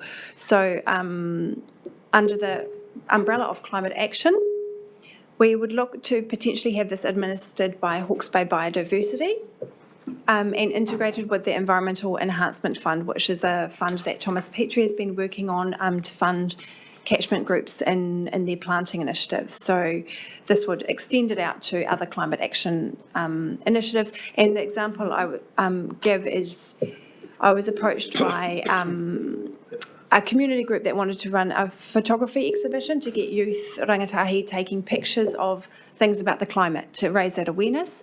And there was really no funding that I could offer to that to support that. So that's just one example of things that might be able to be funded under a different kind of scheme, and that would start next year if we follow the model of the Environmental Enhancement Fund. Home energy efficiency support is another initiative I'm starting to work on and trying to get some momentum around. So this is really a reframing of our sustainable home support. Our household emissions are 10% of our regional emissions footprint. That might not seem like much, but it's actually something that we can control quite easily. Some of the things are very difficult to change, and the way we heat our homes, the way we light our homes, or that our community do, is something that we can help with. And they have much broader outcomes too, really social, cultural and environmental outcomes are all mixed in there together. If you have a better insulated home, it costs you less. Your health outcomes, and for your tamariki, our rates of respiratory infections here are very high because we know that whānau are living in underheated, under-insulated homes. So there are some other examples around the country of programs like this where they have either they have assessment kits that people can take out and assess their homes and do really simple initiatives like changing light bulbs, changing shower heads for water flow, accessing the curtain bank for better curtains, fixing drafts in the door, those sorts of things. And we also, another region uses home energy advisors. And they've had a lot of success employing people from the community who go around homes and assess. And there's, so you can see there, an assessment like that might cost $350 for a home down on the bottom right there. And the average saving in Christchurch has been $865 per year. So these would be costs that the home, the tenant or the homeowner does not have to pay, but they benefit from it. And there's water savings and obviously emissions savings and grid reduction savings. I think we avoided it last night, but I know they were warning about potential power outages because it was such a cold evening across the country. Yeah, I think I don't know that we had any, but yeah. Okay, so just a little now more on what was put in the paper that came to my work over the next 9 months. Will be looking at developing an action plan for regional emissions reductions. So just a bit of kind of background to this. What do we know about our targets? This is what our national emissions look like, and the red line is what we call our gross emissions, and the green line is net emissions once we've taken into account how much our forestry, our planting is sequestering. So that line is really relatively stable. These are in million carbon dioxide equivalent in millions of tonnes. Our central government has set emissions targets, emissions budgets, carbon budgets. That's what they look like when we plot that on that same graph. So really just the point there is to show you that is a massively steep decline in emissions. So we're going to need to find actions that we can undertake that will bring our emissions down significantly and accelerate that more so than we've ever done before. The green line is what we can achieve with planting, but the red line, just to remind you, is without any kind of sequestration. That's just what we're emitting and what we're putting into the atmosphere. And the other target we have obviously is net zero. Plotting it on the same graph, that's where it is. So we need to work out as a region our pathway that we're going to get there. This is our Hawke's Bay data. At the moment, we don't have we don't have any data about our net emissions. Nothing that I'm aware of, or nothing that our science team is aware of. What we do have is a target in line with our the NDC is our nationally declared contribution. And this is what the draft, this carbon footprint, the draft report has estimated Hastings. So this is just for Hastings, not for the whole of Hawke's Bay. That's where their gross emissions would be, and that's where their net emissions would be. Obviously, we can't track that over the time because this is the first time we've measured it. When you look at that, 549 kilotons of carbon dioxide equivalents per year, you might think, okay, well, it actually doesn't look like much on the scale of this graph. Can we just plant our way out of that? I went to our forestry team and our GIS team and asked them, what would it look like to plant our way out of that per year? And, well, just so I'm clear, it's not possible to plant our way out of that. We just to sequester down what Hastings district emits into the atmosphere every year, we would need to plant the size of Napier every 5 years with Indigenous forests. So very quickly we would just run out of land. We would very, very quickly be impacting on our food production. So we'd have a lot of hungry communities, and then we would just run out of land. So it's not possible to plant our way out of this without reducing our emissions. So we plan to, we need to make a emissions reduction plan, a climate resilience plan. We want to establish a collaborative working group. Now this paper, this same sort of presentation was given in a council workshop last week, and it will be presented to council at the end of the month for more formal decision making. We propose to establish a collaborative working group. Tangata whenua involvement will be critical in this.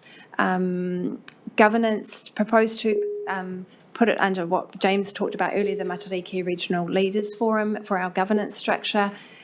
Setting values and aspirations, I wrote a little bit about that in the paper. I've had some initial engagement with Kahununu, and the feeling there was that it's very important to set our values for what we want as a region and to frame that in a Te Ao Māori, to find a Te Ao Māori framing and narrative for this work. So that was just a very initial engagement, but I'm really keen to hear your thoughts or any advice on that. And yeah, like I said, these are the timelines. July 2023, 2 public engagement events are proposed so that we can get that broad community awareness, broad community buy-in. And this is, to be worked on. I think the last one is just a point to say, while this work and this paper is focusing on emissions reductions, and that's what I've kind of presented to you, is that urgency of getting our emissions down, this all fits into a picture of climate resilience. Emissions reduction will really reduce the size of those climate changes that we're seeing, those extreme weather events. If we want to limit that, we need to reduce our emissions, but we also need to be focusing on that other side of the circle there on adaptation and preparing our communities for what we know will be coming. And offsetting, obviously. But so I just wanted to make as the final point that we're not just focusing on emissions reductions in a total vacuum of the rest of the climate work, but it's an area that needs to have its place. So thank you. Very good. So thank you for that. Were there any questions? Yep. I've got Mare down there, then we'll come around the table. Oh. Look, Pippa, very wide brief in terms of what you've just presented back, so well done in terms of the short time that you've been here. we made also submission to the National Adaptation to Taiwhenua o Heretaunga. And I just thought there's a couple of things in terms of that fortnightly column, because some of the coastal impact on our culturally sensitive areas, and no doubt some of the culturally sensitive areas that are connected to awa. And how, of course, that's all playing itself through in terms of managing retreat, in terms of some of the cultural sites which have impacted on sand dunes, human skeletal remains, all of that. So I guess there's a wider lens when it comes to the sort of cultural aspects with regards to cultural climate change and its impacts. Absolutely. And we're trying to complement, I guess, the regional approach. And of course, these sorts of things don't even show up on the radar, which is really a responsibility, hey, notwithstanding.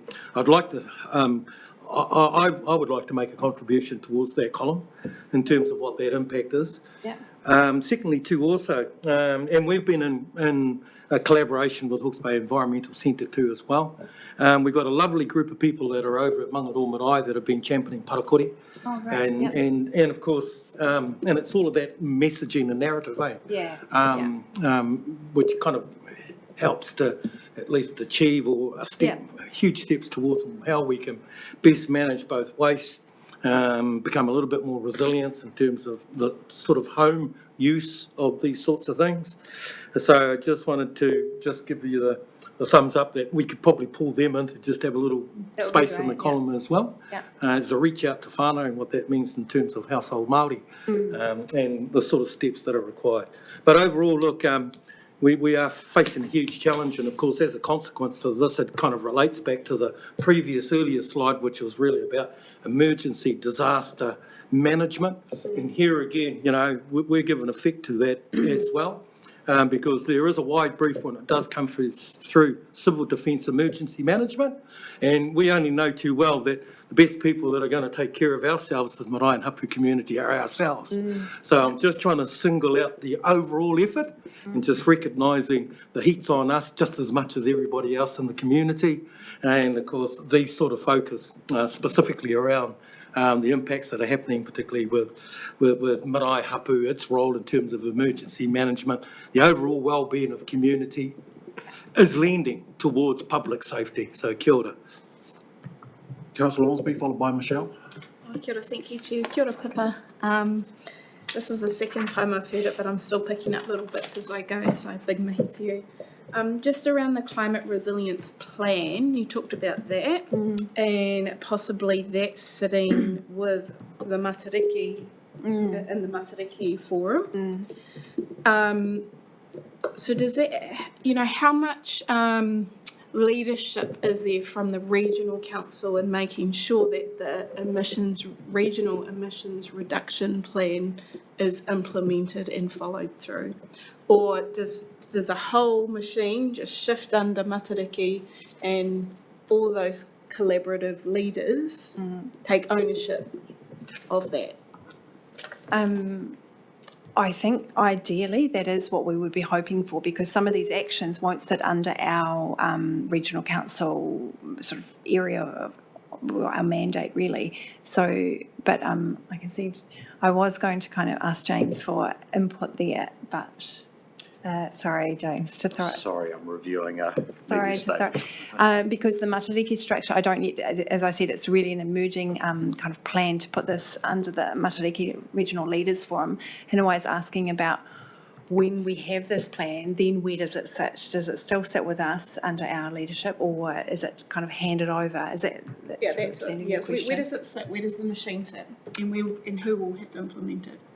So the working discussion at the moment, and this obviously needs to be agreed by the stakeholders participating, including our mana whenua partners and councils, is that like the Hawke's Bay Biodiversity Strategy and Action Plan, it's collectively owned, and that different actions sit with different entities that have responsibilities.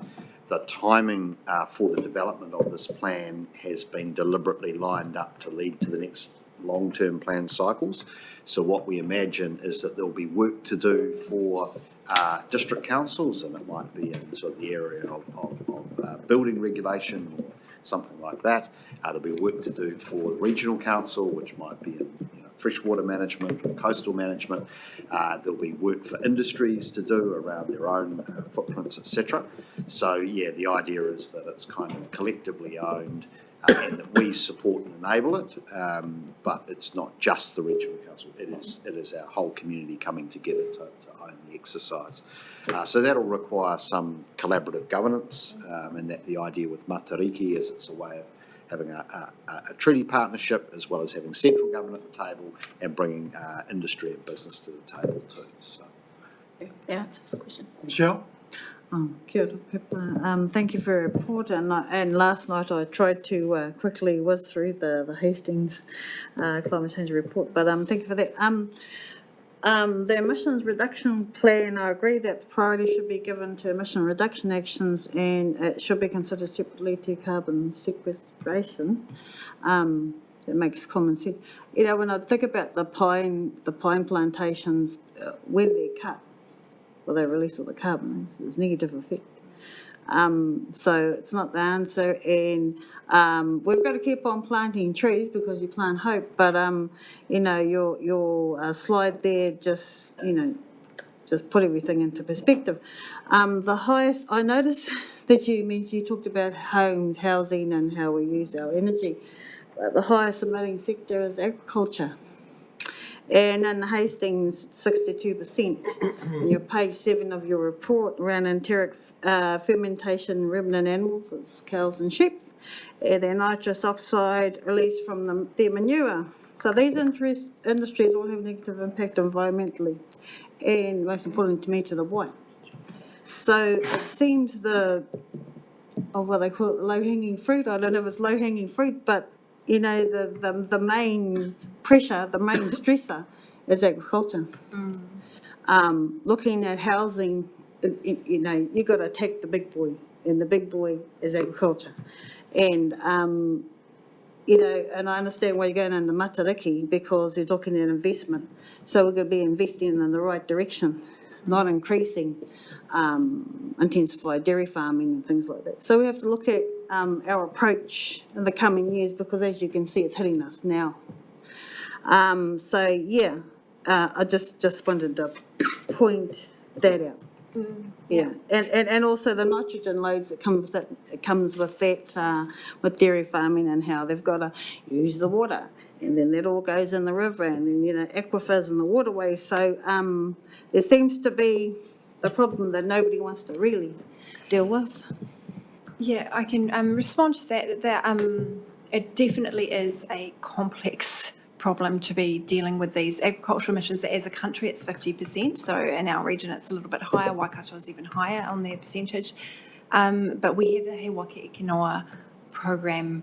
Well, you know, it's what that will be controlled and come under that national initiative for farmers. So I think in the paper I've put that we propose to kind of follow the He Waka Eke Noa, whatever the outcome ends up being under that, with carbon taxes for farmers for their emissions, with farm environmental management plans, with Know Your Number, those things that have been kind of forced on farmers from that central government, and that if we have actions in our plan, they would be supportive actions to support farmers to transition into what they're being kind of herded into. Got to reduce. Yeah, there's no question of whether they need to reduce their emissions or not, but that is coming from central government. So we are, aware of that complexity, but we don't feel like we need to create a new set of rules for Hawke's Bay.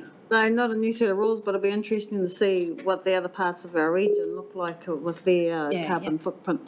Yeah. And also mindful of in our own backyard in Wairoa that we've already been impacted by, go back to Mātete Urupa, when our people had to repatriate 53 of their tipuna. And we are, a lot of our marae are on the river bank. Urupa, our wahitapu on by the waterways, because that's where the kai was. Practical, common sense people. But now that's turned around and been a bit of a worry for us. So, be watching this, and you've only been here a short while, and there's a lot of work that you've done, but wherever we can help in that space, especially when you come down in Wairua or rest of the Taiwhenua, ka pai will support. Kia ora, Michelle. Any further questions? Pātai? Dai? Am I eligible for the solar, for the funding grant? Is it sustainable homes? Is Yes, that- under sustainable homes. I believe that's only home owners, so I don't believe that's a marae, but I would be surprised if there wasn't a marae fund nationally for more sustainable or renewable energy. I can have a look for you, I don't know. If you could get that out, please, that would be interesting. Maybe oranga marae. Who does that? That's, Don't we do some of that? For homes, yes. No, I see. I realise it's for Mariah, but who in our organisation does that? So Mark Henny's the manager. Mark Henny. Well, why don't you ring Mark Henny? I think we should do it as a follow-up item. I know Petty was involved in trying to get a group solar installation for what was the context again? It was a senior housing collective. It was leveraging DIA funding at the time. To answer your question, if we don't, we should. I might think it. So just have to ask the question, sort of kick the can down the road. If we don't, we should. So it'll be a follow-up action. Yeah. I hope you do. Regional Council lent me 20,000 to put solar on my house, Yeah, 20 panels. the current system is a voluntary targeted rate where you can access the money at like a loan, a voluntary targeted rate. So it's not actually funding the actual purchase of. You pay it back on your rates, which is why it's homeowners only currently. So thank you for that. So the question's been answered in regards to marae. And I'll follow up. So, Porter, 20 panels, Porter, that's a power station. He's probably selling it. Were there any further questions? One more.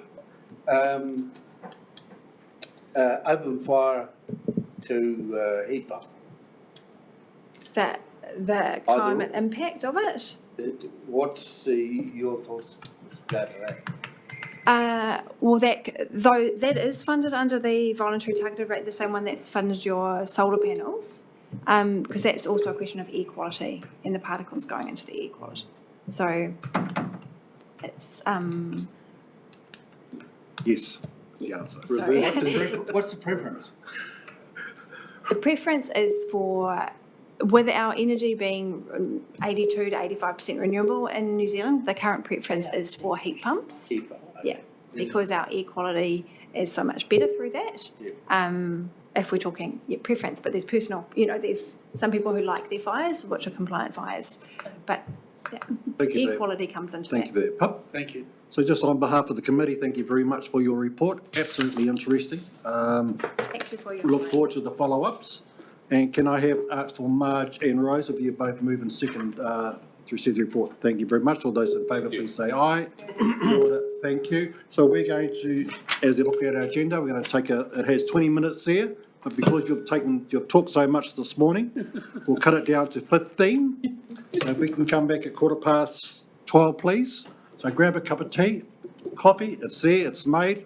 Paripaku, have a stretch. Back at the table at 12:15, please. Kia ora.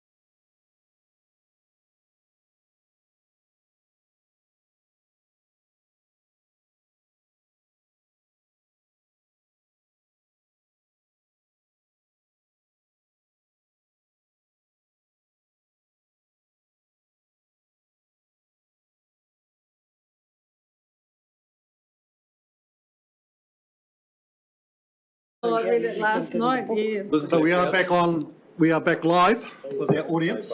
Exciting or what? So thank you very much. Now we are going to item 8.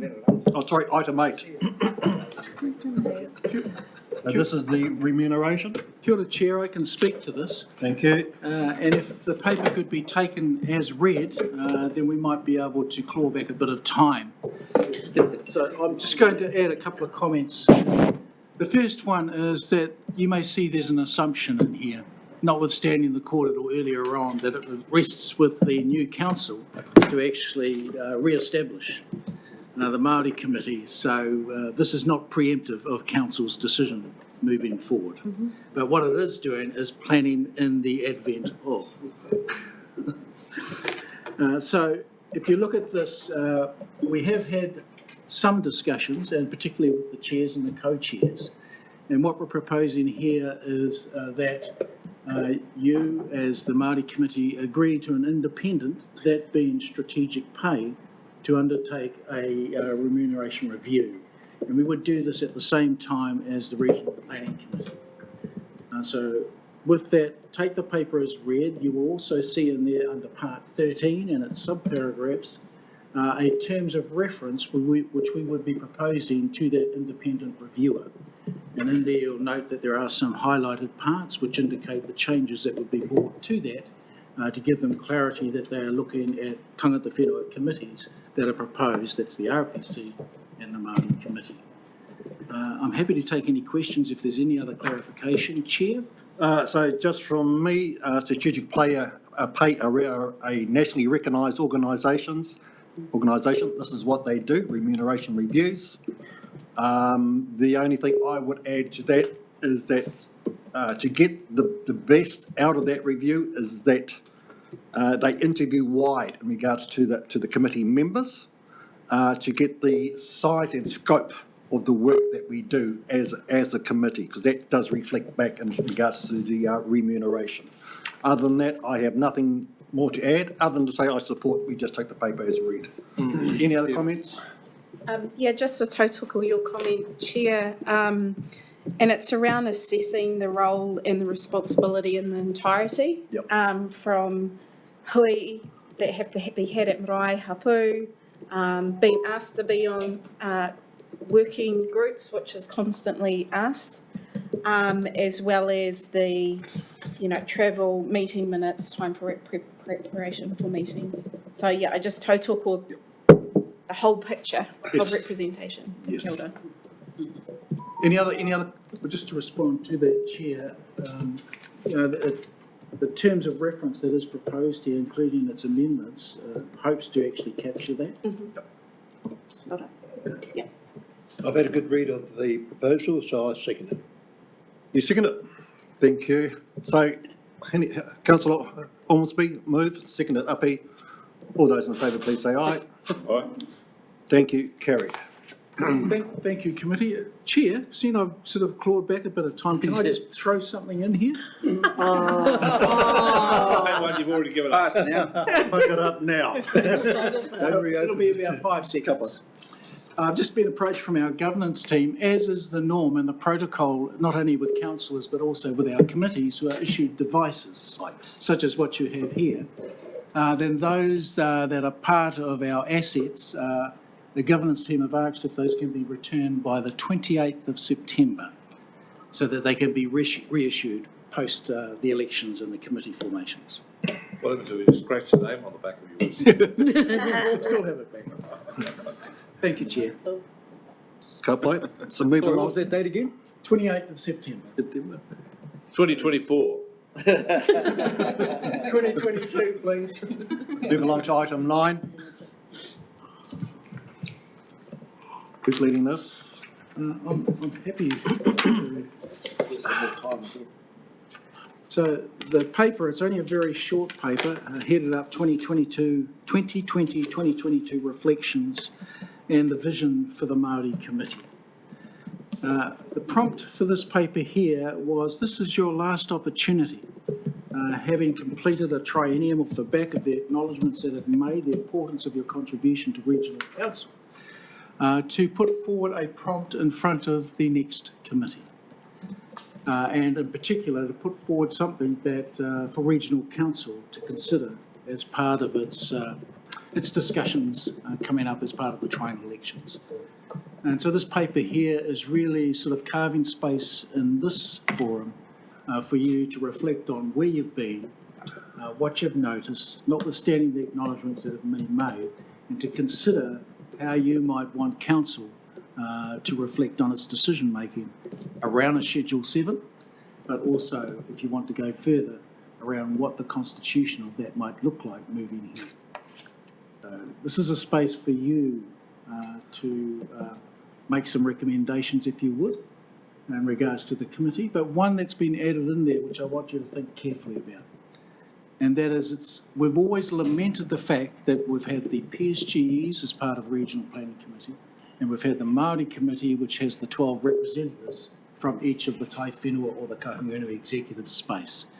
We've always lamented that we haven't had Ngāti Kahungunu Iwi Incorporated represented as part of this Māori Committee, indeed as part of Regional Council, collective with Tangata Whenua. And the prompt here, particularly from myself, is that you might consider Ngāti Kahungunu Iwi, as is reflected in the paper, becoming a representative as part of the Māori Committee constitution moving forward. With that, Thank you. Thank you. So we'll break this up into three pieces. So first of all, we'll deal with the Tai Whenua question in regards to the makeup of our Tai Whenua sitting here as the representatives in regards to the Māori Standing Committee. So as we all know, we have the ability from a rohi perspective to appoint 3 representatives to the table along with a alternate to take care of absenteeism. Are we happy for that to continue? Ka pai, that one there's done. Let's go to the question around a representative from Ngāti Kahungunu Iwi Incorporated. This has come up at least for the last 9, possibly 12 years. There was a time when Nikki did attend these meetings back in the day. Back in the day, things, situation came up which saw Ngāti Kahungunu Iwi Incorporated withdraw from attending, from taking the opportunity as a non-committee member to attend these hui. The question has been raised generally on a triennial basis. It's been mixed feelings, but also times have moved on. We've seen our post-admit entity groups established. We are seeing more and more the knitting of our hapu and those bodies that represent our hapu and our marae. So once again, the question of the appetite to have Nikki have a representative at this table to actually, if you like, give more of a wider perspective, not only for ourselves, but ourselves back to regional council as well. Comments around that? I'll start up there with Michelle. I'll start with you and we'll come on around. Kia ora, Mr. Chair. Thank you to Pierre for including that. And as you know, I have mentioned that I think when we were reviewing our terms of reference, I was a supporter of there being a Nikki representative. After all, is the Tai Whenua's mothership. And so, yes, I support that 2.1.2. And I'm not a Tai Whenua representative, so there you go. Di? I would say, why aren't they here?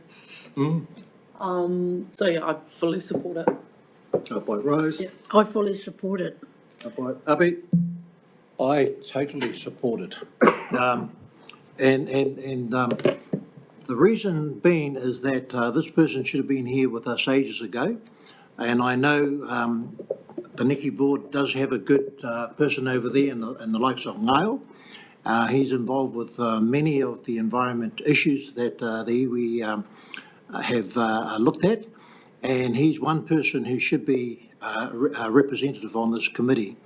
With the new chairman, in place for our Niki board, I think it's a good time for us to support this nomination. Kia ora. So just to point out that it will be Niki's decision as to who they send along. Yes, I agree. Ka pai. We'll start at the top of the table with you, Marge. Yeah, I think so. It sounds good to me. Ka pai. Mare. Absolutely, because of the wider brief that, rather than kind of each individual makeup of PSGs, so totally supportive. Paura. Tautoko. Ka pai. So from our respective tai whenua, you've seen the appetite there. Anything from councillors? I just want to add that it would only strengthen the makeup, and we talk about inclusiveness quite a lot. So I think, that's what we have to offer and be true to. In terms of, sorry, can I take us a step back in 2.1.1? And I understand the status quo, but the maths I'm a bit confused about in terms of the listing and how many. So is it 3 Heretonga, 3 Tamatea, 3 Te Whanganui-a-Rotu, 3 Wairoa, and then 1 Wairoa exec? No. Exec? No, so should it say then? Yeah, so the we'll tidy up the wording's a words. bit incorrect. We'll tidy up the Because words. then it looks like 50, It's three representatives from each of the rohe. Yeah, Ka pai, okay, thank just the wording, that's all I wanted to know. Yeah. Charles?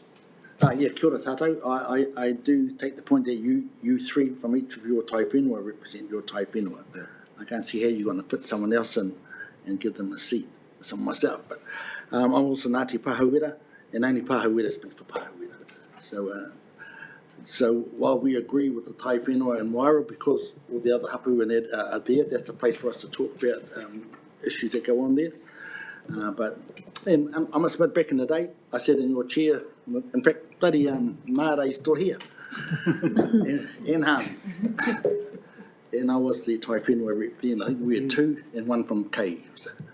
But having been through the treaty process, only Pāhauera will speak for Pāhauera.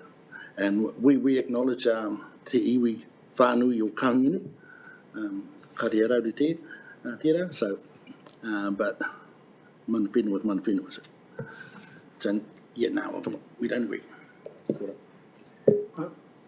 If I could, Chair. Just coming back to the point that's been raised from Orotu. And I totally respect that it's Niki, if this is approved, it is Niki's choice. But I think part of that would be a suggestion that it actually be part of the board, the governors, who sits in that seat. It is a governance position at the end of the day. Rick, did you have anything? I think it's a great idea. I think it is a missing link, and it fits entirely with my personal philosophy of leaving no one behind. We're all in this together, and we have had our disagreements in different ways with Niki and his council over plans and so on. Well, I think the disagreements should be hammered out around the table around here. It's better to have them internal, sort them out. We can sort them out rather than have people on the outside. So everybody in the tent. That's my view. James, anything? It is a missing piece, obviously, our landscape, and we have an awful lot of interaction with the Union Corporation and their staff, so it would be excellent to bring in a governance relationship. That's the bit that's missing, recognising the contribution that Niall makes in terms of the issues that are front and centre for this council. There's a lot of interaction at staff level there daily. The bit we're missing really is that governance relationship. So just reinforce Peter's point. So we've seen here that there's unanimous support for the inclusion of Niki. Yes. So we'll move along to the third part of this, as in regards. Just told you, Chair, the one thing I thought I should have said is that we have developed an informal way of doing things very effectively. And one such thing was the coastal hazards. It's got no underpinning by law, but we agreed that the regional council, the 2 other councils, and mana whenua who were involved in it would sit together and work out what the solution was. And we come up with a great solution, which is now going out for consultation. So I think that we should realise the power of informal structures and what they can do when you decide to make them work. And I think we underestimate that. We always think we have to go to formal structures, but we shouldn't. We should say, let's get together what works and make it work. Then we've got what we agree on, we'll then take that forward. Bill, thank you. So, Mr Chair, I just want to add that Ngāti Pāhuera have representation for Teresa Thornton on the Wairoa Tai Whenua, which represents that grouping of marae, so just wanted that noted as well. It doesn't acknowledge mana whenua for the Tai Whenua, it acknowledges that we are part of Wairoa. So that's a conversation for Wairoa? No, just what I'm going to say, that there is representation on our board as well. So we're coming on to the third question there in regards to councillor representation at this committee. So in the past, we have had 3 councillors who sit on this committee. But as we know, we're in for change in regards that we are going to have 2 Māori wards, southern and northern. So for my personal thinking, I think it is a necessity that they actually be part of this committee in their own rights to continue with that tui, yeah. It's the knitting of our relationships. To have them not as part of this committee would be absolutely wrong. I've absolutely enjoyed having our chair, the chair of the Hawke's Bay Regional Council here. I think that's another relationship that needs to be part of this committee. Now, I know that there are other councillors who would also like to be sitting at this table if they had the opportunity. So I think we should, if you like, or might be just the words on this might be the challenge, is that the expectation is that our 2 Māori wards will be part of this committee, along with the Hawke's Bay Regional Council Chair, and that there is scope for further inclusion of councillors. So rather than us limit you on your numbers, because the more councillors we have at this table, the better the conversations end up being. All councillors get a insight into the views of mana whenua, of hapu. Yeah. So that when they go to the council table, the decision table, there's an understanding of where mana whenua are. And they're not turning to the Māori face and asking, what's the hapu's opinion?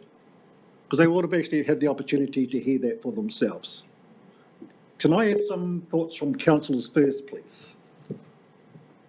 Yeah, no, I think it's right on there. Yeah, you're going to have. When I was on this area, we had 3 councillors on, and they learned a lot. I think, although looking at Tim Gilbertson today, you wouldn't think so. Yeah. I think it makes sense to have our future Māori councillors be involved in this committee, and as a voting member. And the reason I say that is because I have seen other councils who have Māori councillors not be very involved with their Māori committee on their council. And I don't think that's done justice for the council itself. So I tautoko that. I tautoko that the chair should be here and that there be scope. Now, I'm also considering the numbers. The whānau's getting bigger, and we all know as the whānau gets bigger, there are some limitations, not to say that's reason enough to limit.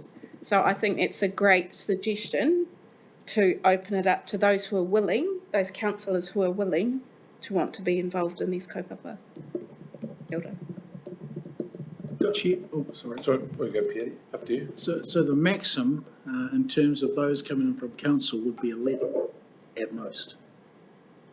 So I think what I'm saying here, that we have our minimum in regards to how many councillors we expect to be at this table, which will be 3 councillors. That's our minimum. The option is then for council and councillors whether they wish to extend upon that. And that's only a question you can answer once you've been through your elections and understand your makeup of your councillors. And of course, they've got to manage their own portfolios. This is not the only committee of council. And like anybody else, they've got to manage their times, and not only as part of this mahi here, but outside of outside of this organisation.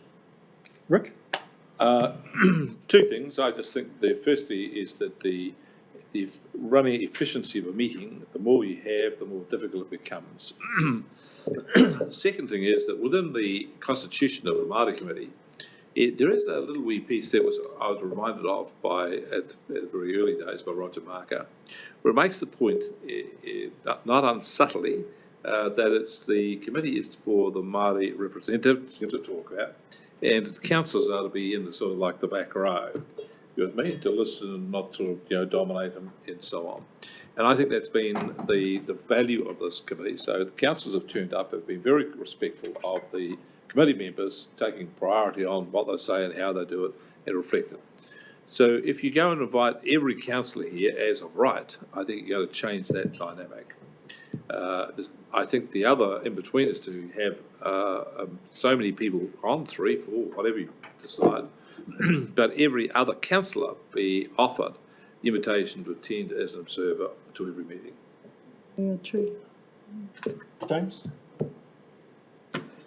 So just before I come to the table, just reminding ourselves what I'm saying, that in regards to the council representation, that there should be at least 3 that we're saying need to be at this table. Agreed. Which are our two Māori representatives, our 2 Māori wards, and our chairman.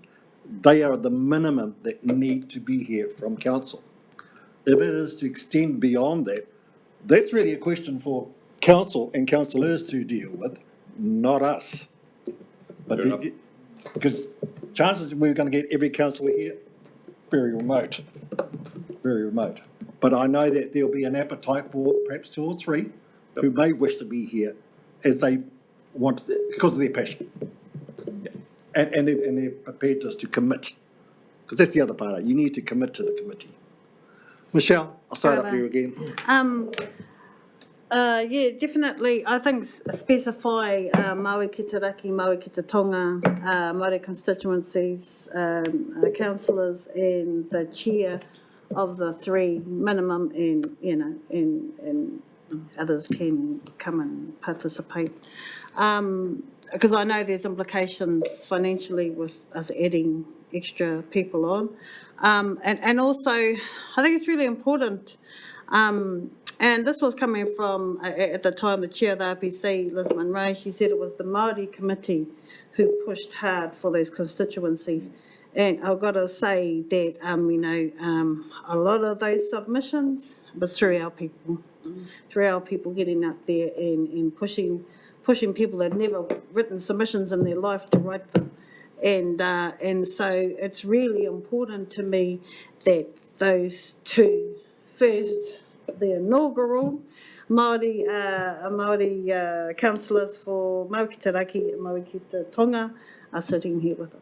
Because we fought hard for it, a unanimous decision. And one more thing, talking about reflections, I've got to say, Rick, because this is your last meeting with us, if it wasn't for you and Rex fighting for that as well, I've got a mihi to you, and I read mihi to Rex and bawled my eyes out. But I've got to acknowledge that tēnā te mihi kia koe, Rick, for what you have done for our people. Kia ora.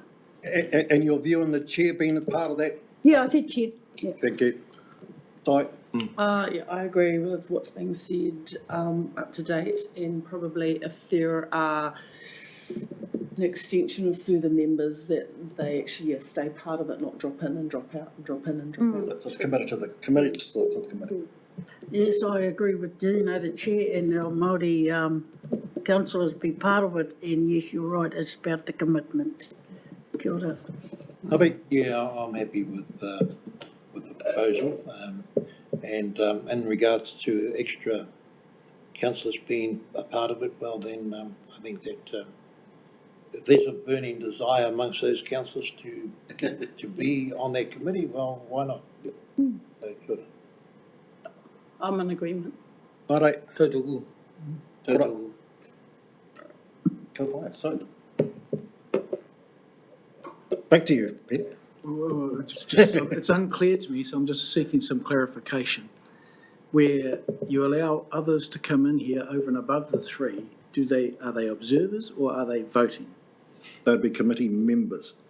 They would be committee members and all the obligations of being a committee member. This is not a tourist destination. This is a committee. That means you need to be committed to this committee and participate. Same as what our councillors now do. Tū turi to the kaupapa. But the decision is actually yours, not ours. Yeah. The three of them, we're telling you about the three that need to be here. Definitely. Got that. Yeah. Chair, I was just going to acknowledge the fact that obviously these are public meetings and councillors would always be welcome to come and observe, and I think we'd always make a place for that. But you're absolutely right that the committee's composition needs to be known, it needs to be solid, and it needs to be committed, and not have members coming and going. So I think we can accommodate the interest of all councillors on any given matter or on the business of the committee, but agree that it does need to be formal commitment with voting rights. One possibility is that there's an upper limit. I know that three's been very prescriptive. I think Peardy's sitting here with some trepidation that we might find 11 councillors volunteering. It's probably unlikely, but look, it's possible we end up with quite a large number. So we could look at like 5 maybe, I don't know, which would be the existing 3 plus our 2 Māori councillors, with the chair as a requested participant. So I don't know, 5 will, but we also don't want to close the door on councillors that genuinely want to come and participate in this committee. So It would be useful, Chair. I was really reflecting on the point that was made by Rick, that in terms of the way it's currently, or has been constructed, is that the decisions have been very much with the Māori committee. And were we not to have an upper limit on that, then it would be quite more of a balanced decision-making process. So perhaps to your point, Chair, that this is a choice for council.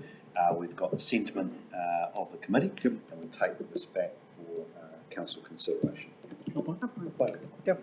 So in regards to the recommendations there, we can leave those on the table.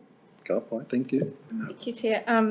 Just in the spirit of everyone in the tent, could I get some advice possibly from you, Peary, around making sure we covered the whole Te Matawa Māori? And is there anyone missed out, any organisation missed out?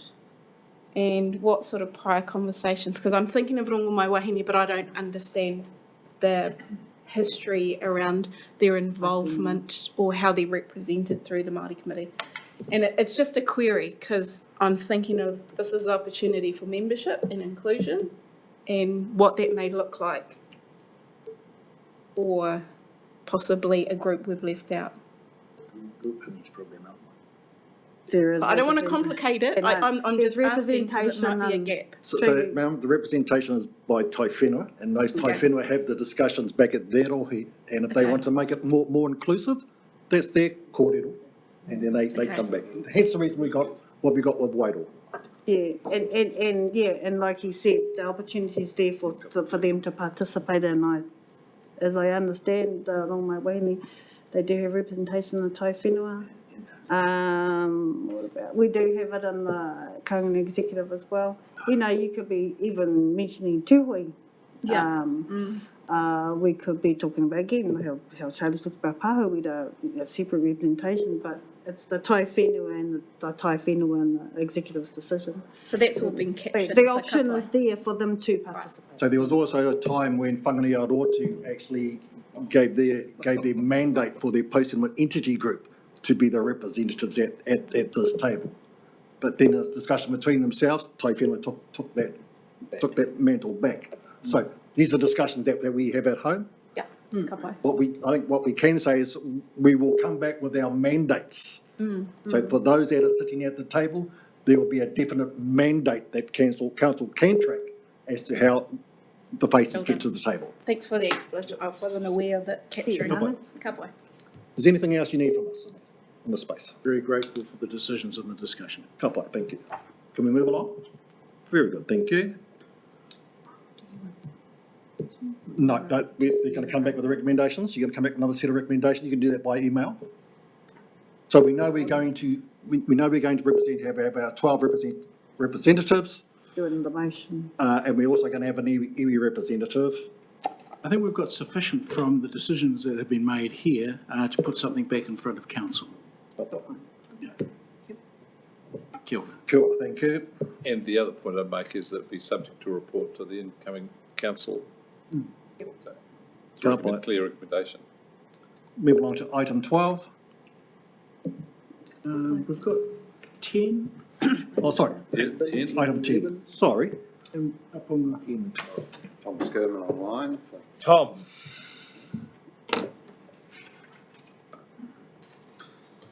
Kia ora koutou, everybody. Sorry I couldn't be there in person today. A little bit poorly. Guitar off the wall and tune her up and sing us a song would be really Might be tempting. But look, we in relation to this paper, we'll take it as read, but we do have two people in the room who will speak to it mostly. Making her way to the table now is Kate Kavanagh from the visual design company Band, who has presented to you before. And of course, we have Rick Barker, who's an H-Brick director. Look, a very brief summary from me. This is a follow-on from an earlier meeting where this committee endorsed the proposed name change for the investment company and requested to see any branding work that was done in association with that name change to be brought back. Happily for this committee, H-Brick is somewhat of a stalemate between two options. And so I think they will be grateful to receive your guidance and feedback on the options that Kate is about to present to you and share. And I think Rick probably gets to screw the scrum in terms of pushing for his preferred outcome in the absence of some of his fellow directors. So without further ado, look, Rick, do you want to speak to it before Kate goes, or just let Kate go? Thank you. Just to reject your imputation that I'm going to play with an uneven hand here. Kia ora koutou. Ko tēnei taku mihi ki ngā tangata whenua o te rohi nei. Ko ka mihi hoki au ki ngā tohu o te rohi nei. Ko Kate Kavanagh aho. I'm from Band. Yeah, so obviously presented the name Te Matou, which was accepted a few months ago. So now we've sort of moved into the graphic design of that. Have you all seen this document? It's in the agenda. Okay, so I won't dilly-dally too much, but yeah, so obviously we've worked to integrate and sort of started off in a very abstract way, and then H-Brick wanted to see a more literal kind of hook motif, so we've kind of worked on quite a few other options. And as Tom said, landed on two. So this is obviously the first option that we are showing. Yeah, obviously with the hook and the Māori whenua jawbone, and the hook was sort of created from the jawbone, this one kind of honours that piece of the Māori story. So this one, I think if this one was accepted, we would further work on the binding part, because I think that could be made a little less kind of caricature-y. That one, and then we've kind of showed it in black and white, and then with kind of a colour kind of approach, and a little bit of brand sort of integration, how it might look, and just showing it in black and white, and then just showing how that might sort of come through onto some documents. It's really a high-level look at the design process. It's more just getting the logo mark in this early instance. On the photo, so this tohu looked at more traditional hook shape, still with the little hook references within the typography.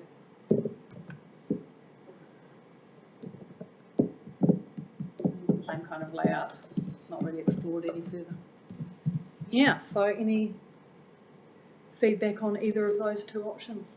So basically, that is the question, is it? You've got two. Yeah, sort of landed on the two, so now it's just defining which one would be best. So putting aside my other interest here, the decision is ultimately that of the H-Brick board. Yes. But they were mindful of the Māori Committee's interest in this, and so they're asking you for your opinion. And once they've received your opinion, they'll then make their determination. Like that. So like most things, it's one's appreciation. Normally they're individual. So in regards to what was the thinking behind those two hooks? Yes, so I guess the thinking behind the first one was more that thinking about the hook, Matau Maui and the Maui story and Hawke's Bay and the Murirangi Whenua jawbone, and sort of thinking about that more, and so having a hook which was more jawbone shaped than the traditional hook, which is a bit more of a hey Mātou kind of, you know, it's like the Provincial Growth Fund type hook. It's used, people know it, it's familiar. So that was sort of the two pieces of thought there. So just in regards, you spoke about the bindings. Was there anything within those bindings as part of your core consideration? No, I think we need to look at that further. Just more, to me, that binding isn't quite right. And if it is a double barbed hook, then maybe it just comes down a bit, and maybe it's just made to look a little more realistic, I think, perhaps. Yeah. Extend the shank. Yeah, just get that double barbed hook in there, but more perhaps. Any clarity, any questions from the committee? Let's leave the choice to last. Is there any consideration for the Zenith constellation? Well, we didn't take it any further than really the tamato, the hook part, and how that played into. Yeah. No, we didn't sort of extend the story out to, the cosmology. Yeah. Charles? While we're looking at the brand, I appreciate, but in Te Reo, the tikanga is also with the kupu, with the word. So what actually is the story you're going to have to go with it? What is your story? Well, I guess the story with Te Mātou, Maui, and the sort of the story of fishing up the land and sort of the provenance, fishing, keep fishing kind of story, was the one that kind of we thought worked with the H-Brick and kind of what they represent. So I guess you could build lots of stories from that through the mythology yeah. So that was kind of where it started. The other, as I recall too as well, Matau was also, around right and left, because when Te Mātou Maui is both a left and right kind of balancing kind of thing. So and I know, it's kind of imbued, the Maui, but when you kind of had that soundbite, right investments, Te Mātou, it kind of grew in my mind back at the time when we were discussing that too as well. And albeit too as well, Rick, if I may just ask a question of you. So H-Brick is the majority of the investments, or a good proportion of what you discuss around the port? Currently the port is, but that's the start. We have got some monies in managed funds temporarily. I think they'll shift away into other investments. The intention of H-Brick looking forward is to develop joint investments, particularly with PSGEs and other interests into that, doing joint development. It'll have to spread its investment. So it's a start, and we want to. The point about this is that H-Brick was intimately involved in the Rutaniford Dam, and kind of the brand had kind of got a bit sort of tagged with that. So this is a way of sort of having a clean start, starting with a fresh brand, fresh look, and looking to the future, and picking up on what they've done in the Bay of Plenty to develop. They get, I've forgotten, some fabulous sum of money every year in from their investment strategy to do other good things, and that's why they've got not solely reliant on rates. So this is what it's about. It's about building relationships, building an asset, building the region, and this is a new day, a new start. Well, just on that, I mean, let's just keep things simple and practical in terms of its use. Yeah. And as I say, these quite a bit coming on in terms of IP, and we don't want to be caught up with any of that. You know, data sovereignty, so keep things simple. In line with that, that's the differences of opinion in the board is that there is one side prefers this model because it's simpler and easier to put on the letterheads, it's more straightforward. When you go to the other one, you've now got 3 tiers, and you know how you then manage that.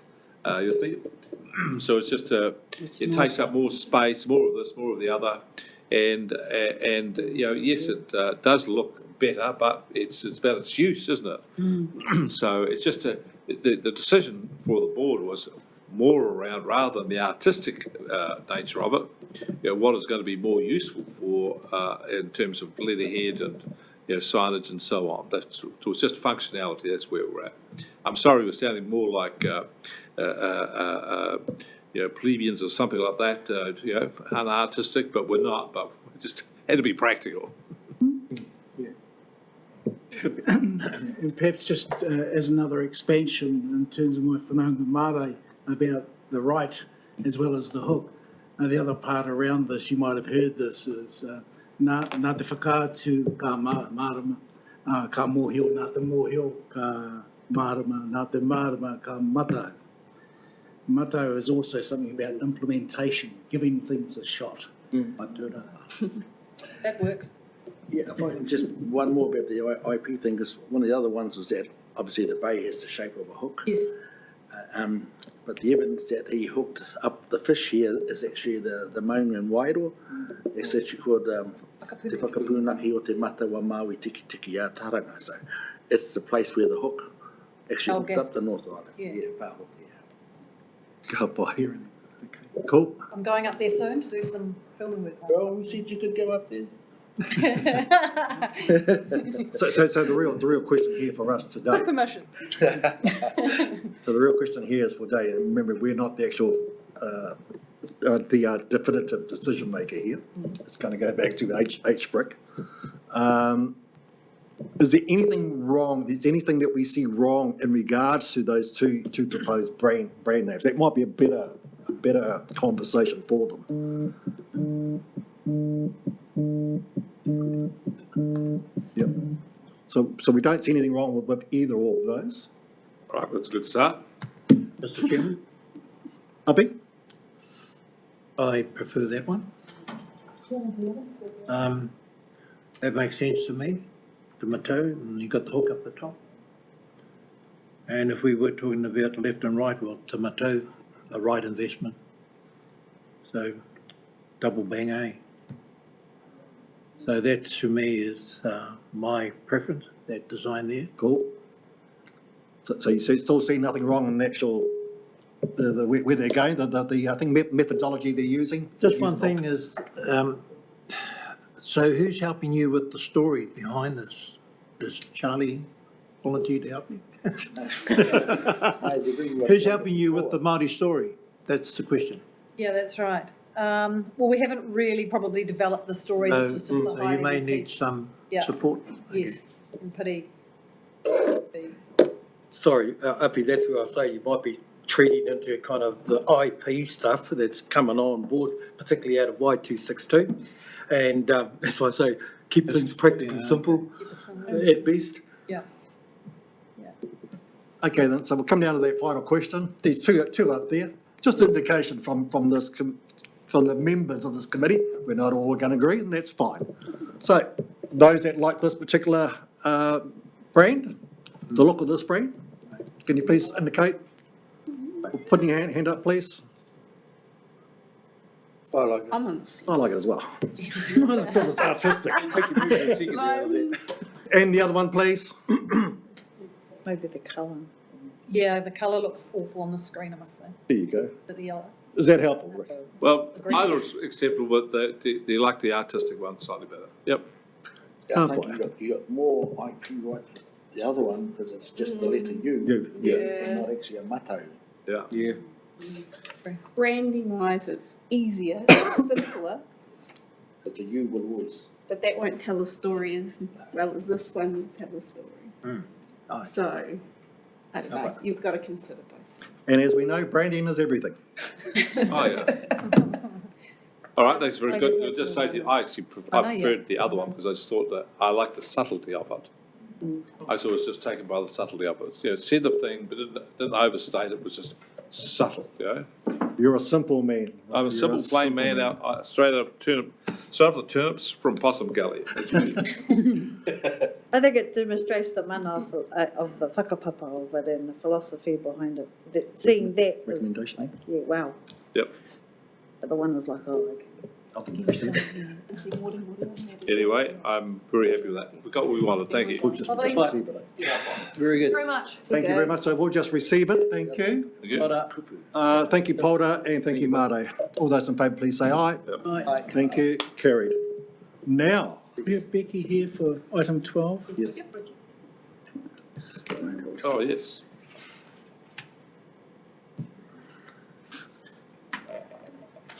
Your system doesn't have the pay. Yeah, there we go. Kia ora.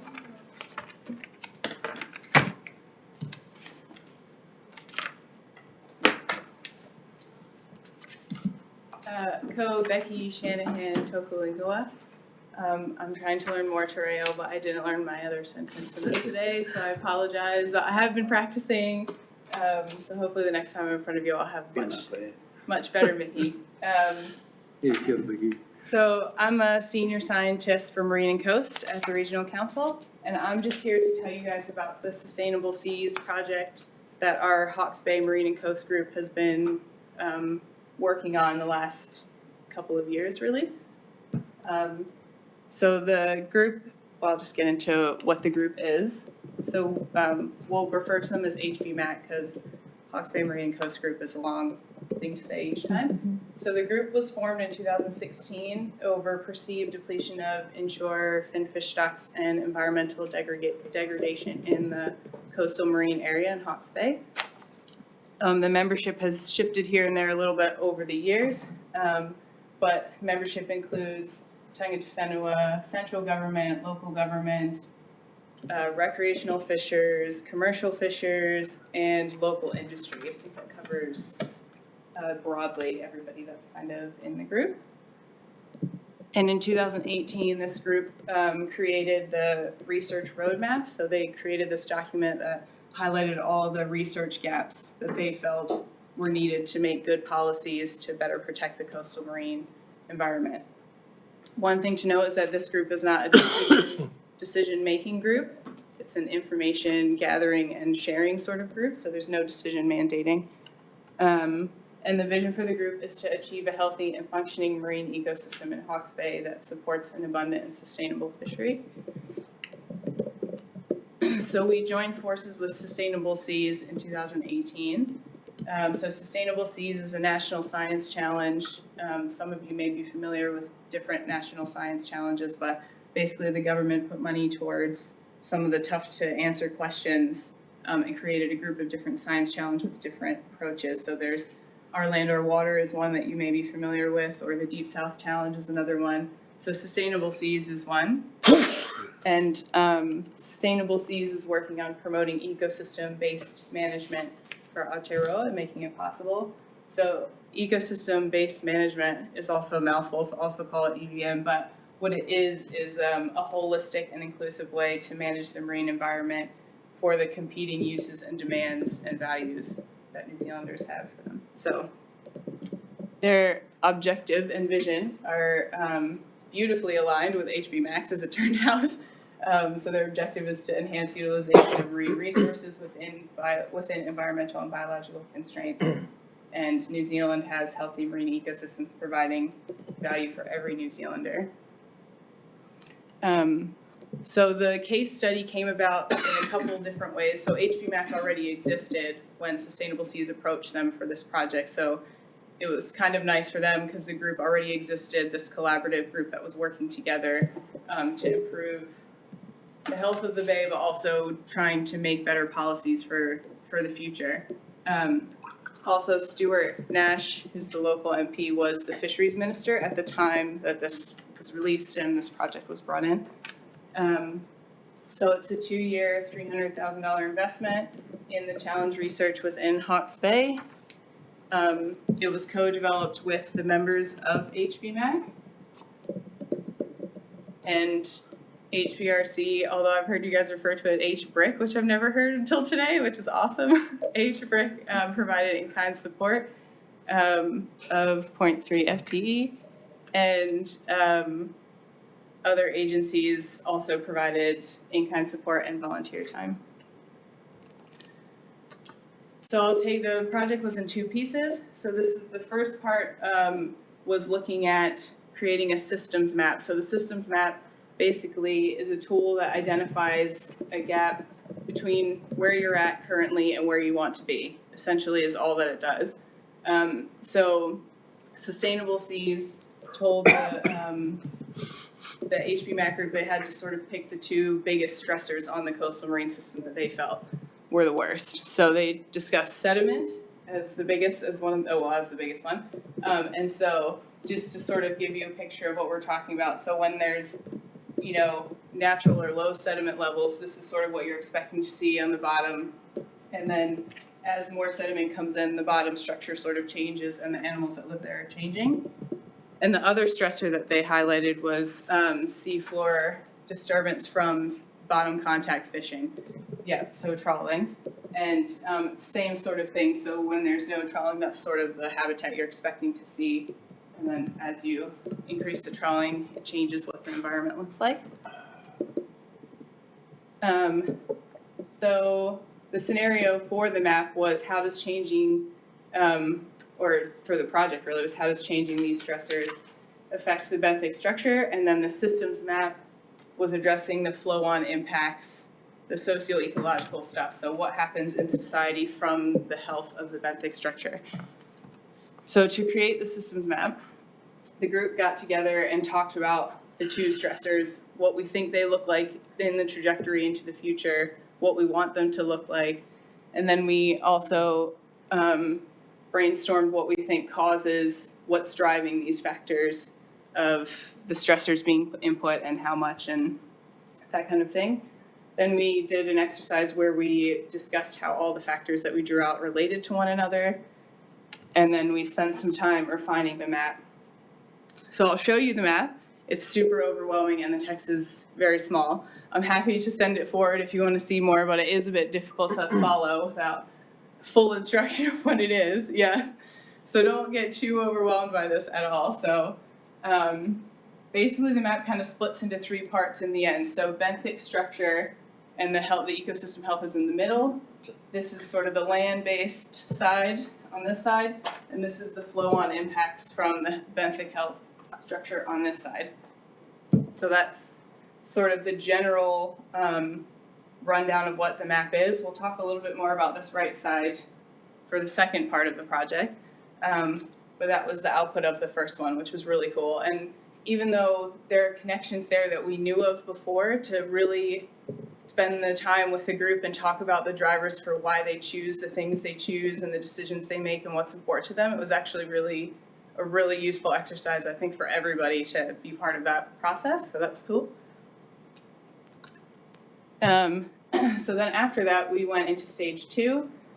So stage 2 of the project was looking at, so first of all, if we change the stressors by certain amounts, what would be the result of that in the benthic structure? So to test that, we used this disturbance and recovery model, which is something that was in first part of Sustainable Seas, and they just sort of tweaked it for Hawke's Bay.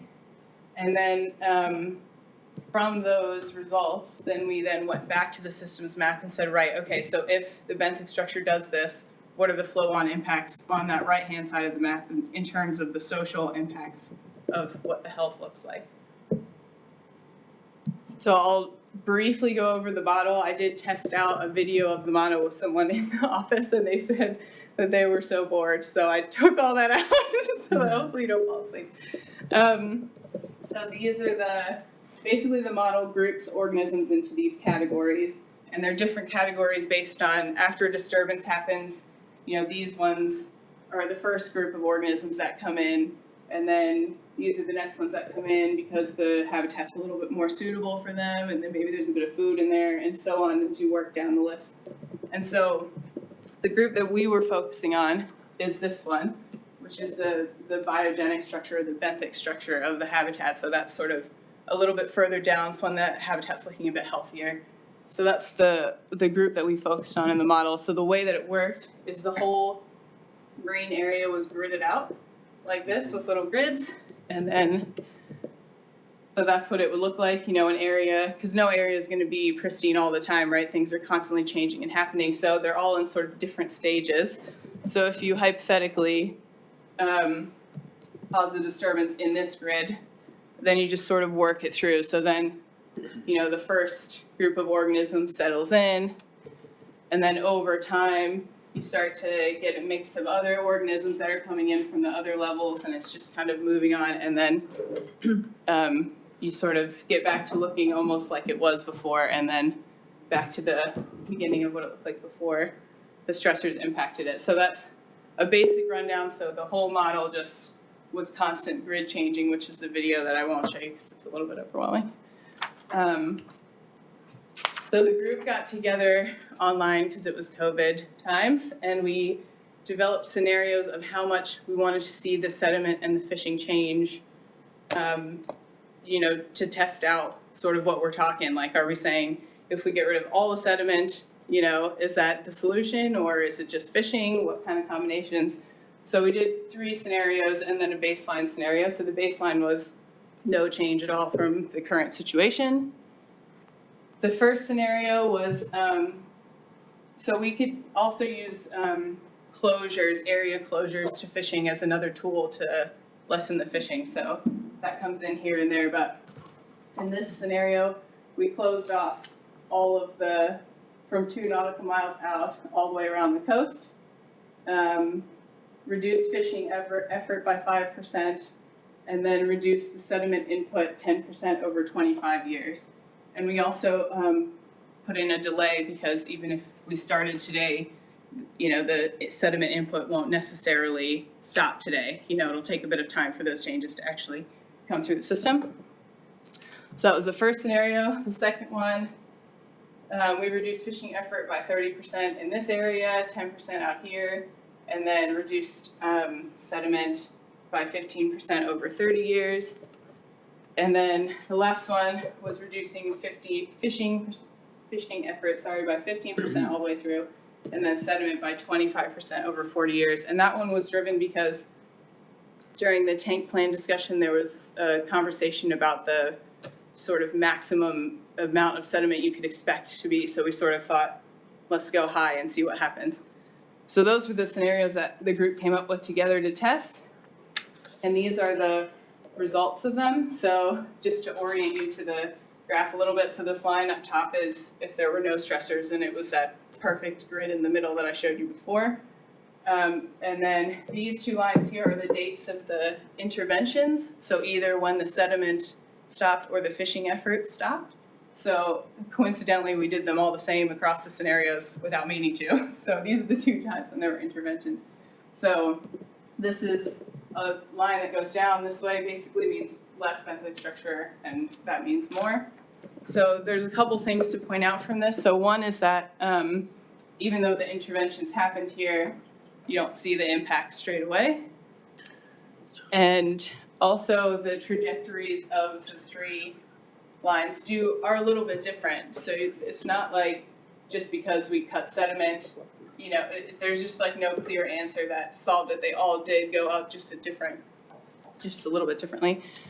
And then they all sort of ended up the same, which was not what we were expecting at all. So part of the reason for that is the limitation of the model, because the model doesn't have spatial specific enough data of where the sediment goes in the bay, which is something that we're currently working on. And we have a PhD student that's helping us with that information, but we didn't have that information for this model.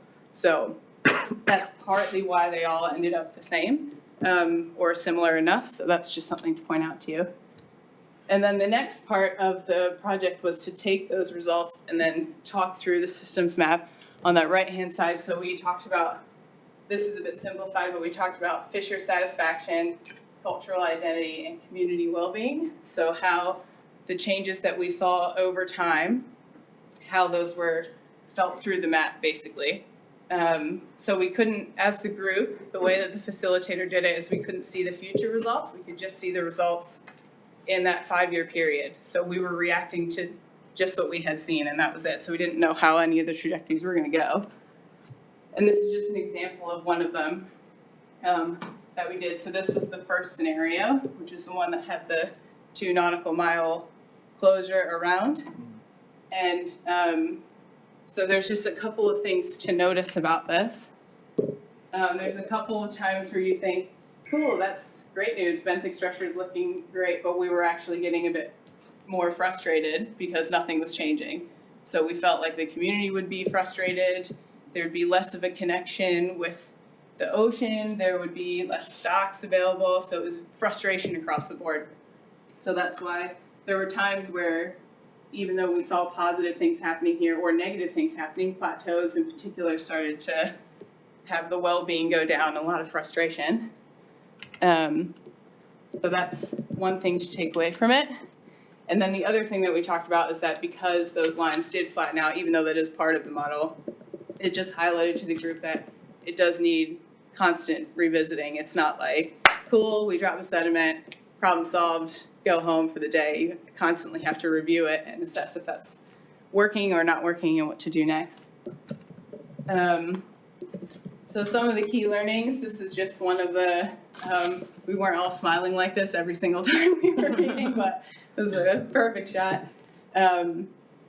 So one of the things that we learned from this project, I would say, is we definitely spent a lot of time talking about the competing values and how things that happened in the benthic structure fed through the map, and how people felt about how things were moving and what we needed to do, and it was a pretty interesting conversation.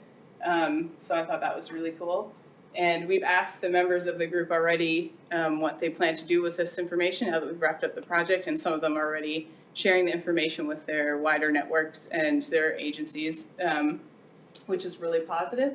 And a lot of them said this is just a jumping off point for what kind of scenarios we can actually start talking about realistically, which is cool. And then this photo is also just a little bit of a shout out because the HBMAC group had to move entirely to a digital platform the whole time. And it was, at times, some of these workshops were really weird to do online and challenging. And I just think the group was awesome and rolled with all of it all the way through, which is great. And yeah, so that's the update. So sorry, that's a lot of information, but Thank you for that. Thank you. Michelle, any comments? I saw your photo there, Michelle. No, it wasn't me. Oh, that wasn't you. It was Polder. So we'll turn to the fishermen. Polder, any comments that you may want to pass over? My main beef, that was fantastic, actually. It just came clearer and clearer and clearer that we really needed to be totally aware of the damage fishing is doing to the benthic structure. And for me, I didn't think the mechanism we had in committee was to just pass it on to someone. I believe we needed someone there that chased shit out of someone, some organisation, to make sure that they got the message. Because you can just sit here and watch that and get the message. And that's 2 years of meeting after meeting, and it took ages to work out some of those design Jasons popped up there. But my biggest critique is that the follow-up aspect of it. There needs to be something done about bottom trawling, big time. It's the main danger to all the eco. And unless something is followed up and made sure, sure, it takes away livings and so on and so forth, but we just got to work out how to, otherwise we'll end up like all the other countries, no fish, no nothing. We've managed to keep all those big trawlers out of New Zealand. We just got to work out how to do it with our own trawlers and and more especially bottom line fishing. the fish off the bottom. Thank you for that. So that's my biggest beef. Thank you for that, Paul. Follow up. Okay. Just checking in, so this committee here also received a presentation from Te Kaha Hawaikirangi, and in particular that was around the Marine Cultural Health Program. Oh, yeah. Just checking to see if there's been a merge in terms of Mātauranga Māori on one side and what's happening here. Yeah, to date, there hasn't been. TK is also on HB Mac, and he's presented that work to us. But I think this conversation, because this project only recently ended, I actually think we need to do a lot more digestion. I don't think we're done by any stretch of the imagination. I think we've had one conversation about it post, and I actually think we need to really think a lot more about how we're going to take this information forward. I don't think we're done talking about it, personally. Yeah. Charles? Good. Hey, did your model take you all the way down the coastline from Mahia down to Ngāti Yep. Yeah. Any further questions? Just a quick, yeah, look, so, I mean, you've just expanded on a couple of things here. I mean, traditionally, before climate change came along, I guess part of that stresses in terms of sediments came out of the big rivers. And now with climate change, you know, you've got Tiangiangi and all the other, and I guess, you know, land use management was also a key contributor to all of that. But hey, it's, you know, I mean, it's great that you're able to show this. And Pierre did say, you know, the cultural indicators in amongst this, because you did have a grid which I think sat over Pānia Reef, you know, and so some of those really kind of clear indicators as to these customary cultural places are on your map. Yeah. So, yeah, it's kind of early warnings. Yeah. Yeah. Interesting. Just to think about the results in terms of those areas in particular. Yep. Cool. Thank you. Any further questions? Yeah, just one more. The Wairua has a Wairua hard out front. Did you take that into account? Yep, that was part of it too. Yeah, because we've had that mapped before, we actually had details. Yeah.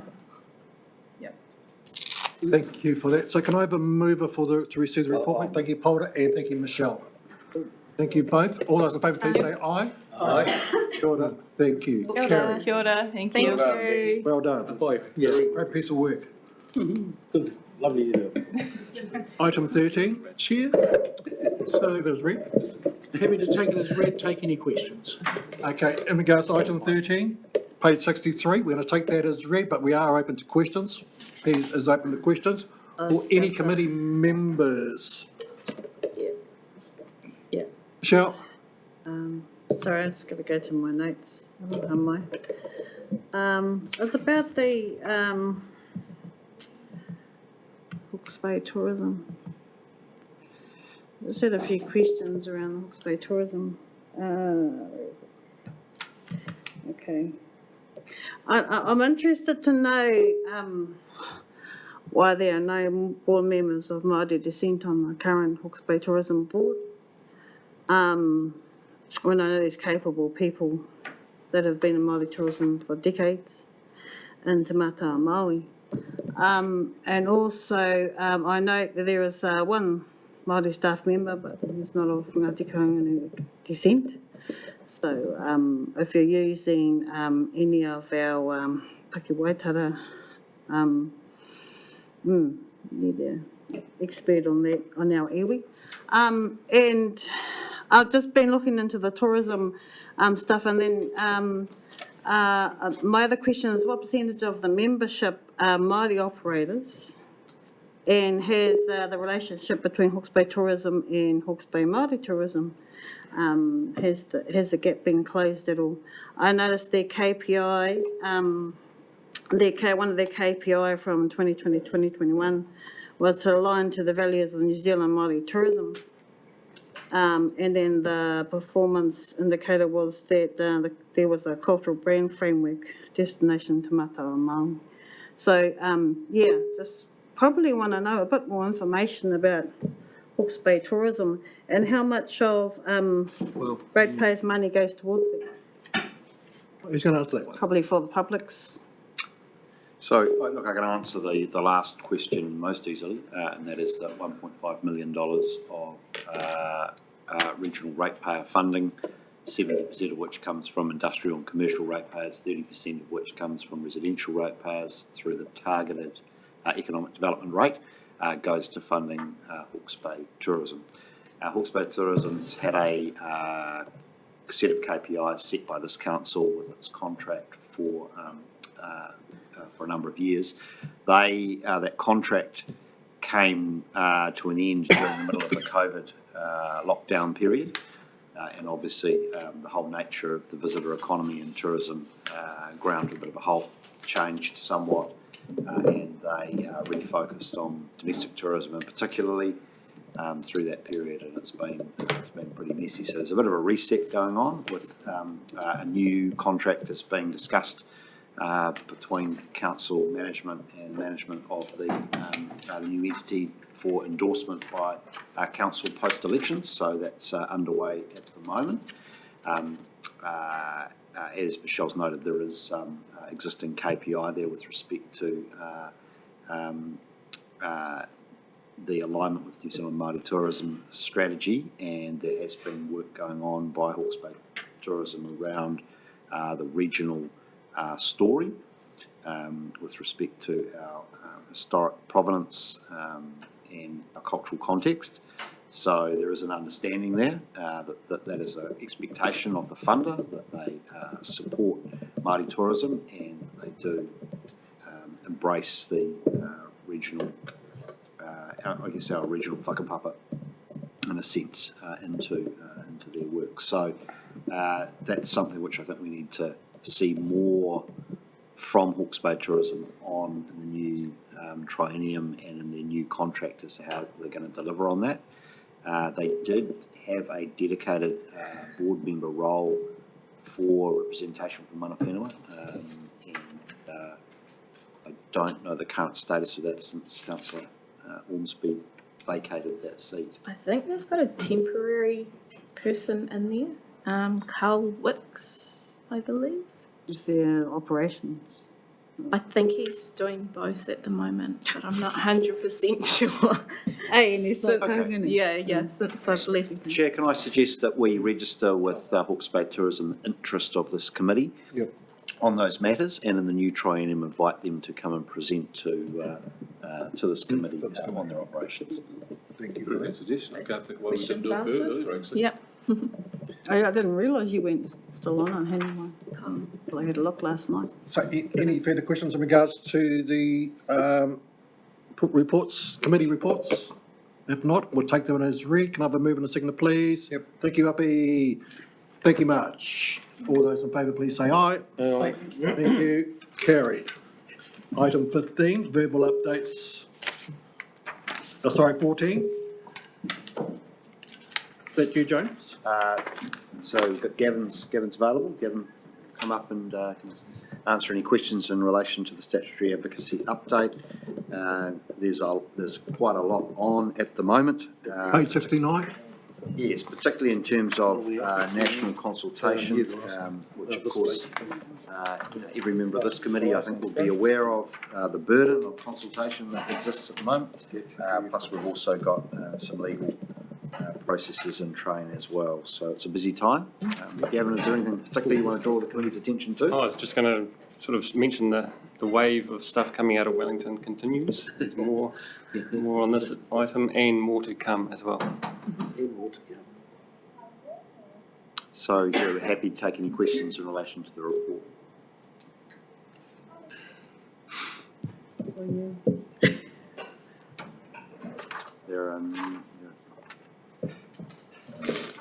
Just offered questions, Chair, and I believe that we have none in relation to this report, so could. Thank you, Kevin. So, we'll take that as noted and read. Move Polder, seconded Councillor Ormsby. All those in favour, please say aye. Aye. Thank you. Carried. Item 15, verbal. We have Anne and Nicola.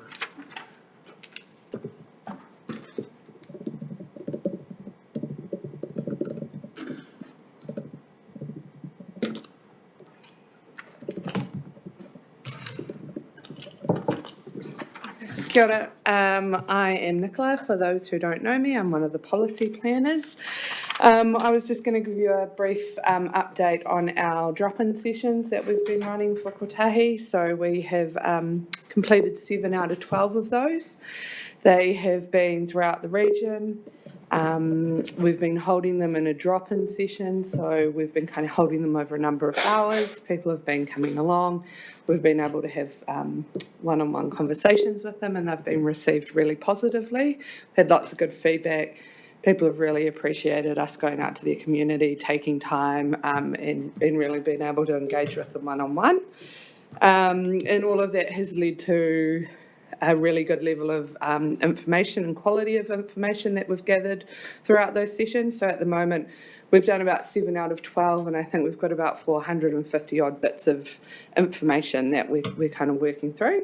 So that will grow as we continue on. Overall, the themes at this stage, although we haven't done any really in-depth analysis, do tend to be around that freshwater biodiversity and climate change space. So perhaps what we were kind of expecting to see. We've also been doing some online engagement as well. So you might have seen some of our Facebook, Social Pinpoint. That's been a really good way of getting other types of data from people that might not be able to attend those in-person sessions. So once we've finished all of the sessions that we've got them running through September, and then we're attending the AMP show as part of the larger HBRC event there. We will go through the process of collating all of that data, starting to look at organising it, getting the themes out. So that will happen through October to December, and then we'll start developing those issues and options to go out for the next sort of engagement around those, and that will be probably early next year. And at the same time, we'll be expecting to hold some workshops with our governors around the same types of things. So, yeah, any questions? Any part-time? Kia ora kōrua. I'm just wondering about the uptake of Māori views or Mātauranga views that have been expressed during the drop-ins. Many, not many? I don't know, maybe you might be. I've only had one of my drop-in sessions so far, but Anne might be able to speak to it a little bit more. We had a drop-in session in Wairoa and one in Nuhaka, and that was attendees were probably predominantly Māori, so we had quite a lot of stories that were told to us. So we got a lot of information from tangata whenua really at those drop-in sessions. We've also had an event in Prongaho that neither of us attended, but Anthony, I don't know if you have anything to add, but there's no other Anthony. It was the best of all of them. The venue was amazing and the people were amazing. Yeah. But Paula was there. Oh yeah, so that I think that was held at a marae, was it? In Prongaho, yeah. The Mātauranga aspect was total. We talked about what Tauri Kaitai, Porangaho River, whatever the name you know it by was to us. And as I said to the girls, we're looking forward to how they interpret our science of that day. It'll be interesting to see what comes back. And that goes pretty much in line with what I listened to up in Taupo. It's about the old habits and the kaimona that came out of those rivers through all that time. And the presentation was really very well done, and it was well received. And the ladies were well fed on the day. So from what I take from that, the engagement with our Māori community has been, right, it has been at the right level. So thank you for engaging. I think that's the main thing we would be our message back to you. Thank you for allowing us the opportunity to engage. I was going to quick. Do you have many people using Pinpoint? So it is kind of how it's working is it sits in the background and it kind of, people can go to it. So we've got about 30 responses sitting in there at the moment. But what I would say is that the quality of the information we're getting through those responses is really considered, really helpful, really useful. So it's a little bit more than just a quick comment on a Facebook post. We're getting some photos through, people coming up with suggestions and kind of having that sense of place around it as well. So it has proved to be useful. I think it's still the first time we've ever done it for any of our consultations, but it does capture those people that perhaps can't attend in person and gives them a little bit more information than perhaps just a Facebook post. So, yeah. Any further questions? Thank you. So we can take the report. Can we receive the report, please? Thank you, Di, and thank you, Rose. All those in favour, please say aye. Aye. Aye. Thank you. Carried. Thank you, ladies. I absolutely appreciate that. Oh, have you not finished? Item 16. That's right, tank, you're doing tank as well? Thank you. Yeah. Can we? Right, so we were going to give you an update on the tank decisions. The commissioners made the decision last week, but they have not released the decision document yet because there's quite a lot of formatting to do. So we're not really able to give you an update yet. The decision will be released on Friday in 2 days' time. Ultra reading, top of number one bestseller. Just a question, will that come, how will that get released? How do we get access to it as soon as possible? It'll go up on the website on Friday. It'll also an email will be sent out to all of the submitters on the tank plan change. So, and I think there's a plan for an email to go to all the governors as well, just making them aware that it's live on the website. We look forward to the live reading. We'll get back to formatting it then. Just a quick one, there was an article in Hawke's Bay paper about some information released a bit early about how much, water is needed on the Heretaunga Plains and things like that, in the Taniwha Basin. Is that the regional water assessment? That's true. Yeah, a different piece of different thing altogether. Program. Yeah. Any further corridor around this? If not, can we have a move and a second? Marta, you happy to move? Yep, have a long weekend. And thank you, Polder. Following the release. All those in favour, please say aye. Thank you. Carried. Thank you. Okay, so we come down to, that's our agenda. We have minor items. It says only, although we didn't signal this, there was one minor item. Marta, can I turn to you, please? For the minor item? Yes, in regards to what we spoke about. Oh, okay. Yep, we're there. Okay, minor item. Oh, well, in fact, I'm standing now. So it doesn't represent anything minor because it actually does represent something that's quite major and significant. And of course, that's with you, first of all, Rick, your term. You're about to become unencumbered by public expectations. There is, as you said a little earlier on, it takes courage, to step up into the role. And of course, you've come along inside the term of Rex as well. So I'm going to acknowledge you both.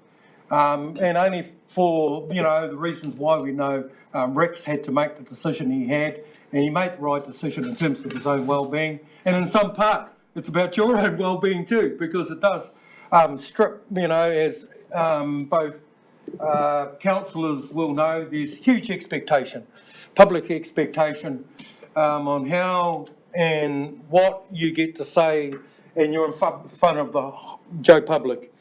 So I just want to acknowledge your strength, courage, astuteness, perspicacity. I better go look that one up.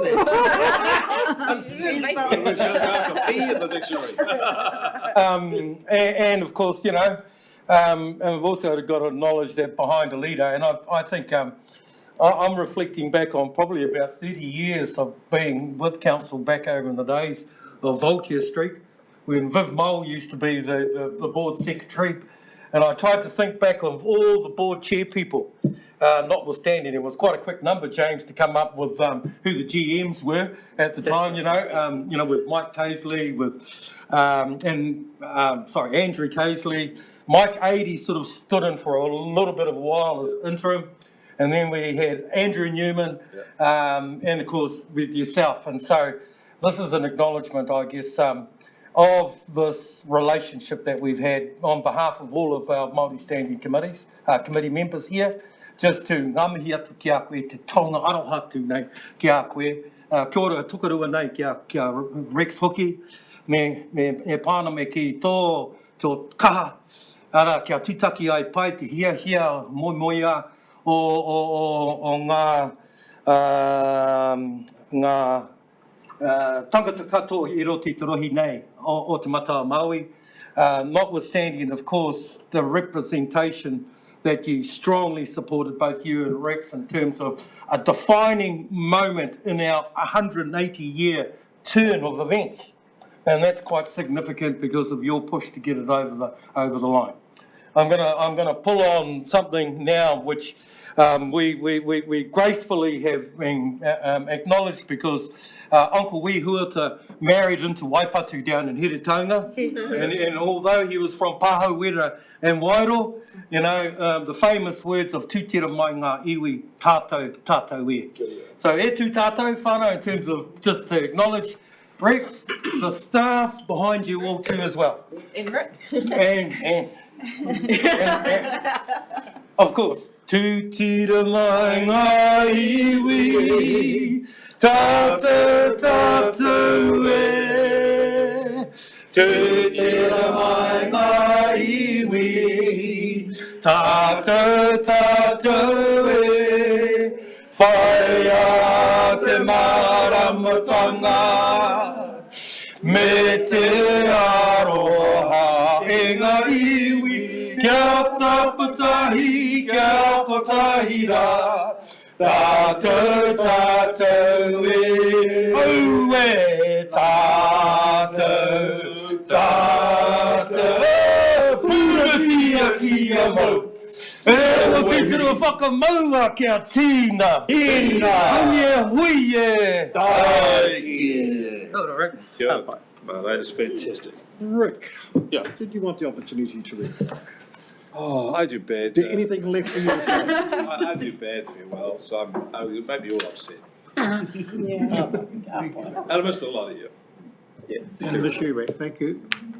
So ka tai mai tu a te whakakapi a tātou hui I tēnei rā. Ka mihi kia koutou. Mō koutou kōrero rangatira, o koutou whakaaro e takato I rungo a tātou tēpu I tēnei rā. Noi tēnei wā ka huri tarākau ki a koe e pere e whakakapi a tātou hui I te kupu o tātou atua.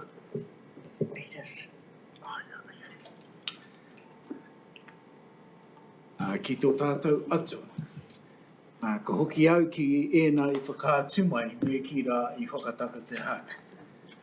Koe nā tā koe mihi rā ki o kōtou katoa. In English, I was going to acknowledge all of you have been with us for 3 years, at least. A continuation from the times that Māori has reflected on, and something that we acknowledge as council and as councillors is that when you leave here, it doesn't finish the expectation and the demands that are upon you. Whether it's at the marae, whether it's at your respective kāinga, I tā koutou hokinga mai ki te wā kāinga. And that's something that we acknowledge. So even as we might draw this Māori committee of its triennium to a close, we know that you will go back and the demand still does not cease. And I guess what I'm saying is that the sacrifice you make to come into local government, into this regional council, and continue to contribute as you have, is just over and above. Ko tā koe tū nei ki te mihi ki o koutou katoa. Tā tēnā pito, tā tēnā pito, tā tēnā pito. E ngā whai tuatanga katoa o tēnei te matawa Māui. Me pehea ngā kupu kia whakakapi ai nei me ki rā te mihi ki o koutou katoa. Mai I o koutou ukai pō whenua, mai I o tātahi moana, ka kawea mai me ki rā ngā wawata, ngā moimuia o rā taumā. E pikau hea rā e o koutou, e tukia nei e o koutou ke ringo ki tēnei komiti whakahaere. no reira ana i au e mihi, me ki rā hei ārero, hei waha mo tēnei te kaunihira. Kia mihi rā ki o koutou e āku rangatira, me ki rā ngā whananga putano. Hoi anō ka hoki mai au me ki rā ki tāku tono mai, ke whakakapi ai tēnei waha ngotata. Mohi ana koutou me ki rā ngā rārangi whakamutunga o ta karakia nei, whakatakateha. Engari, anei o e o nā kupu whakamua.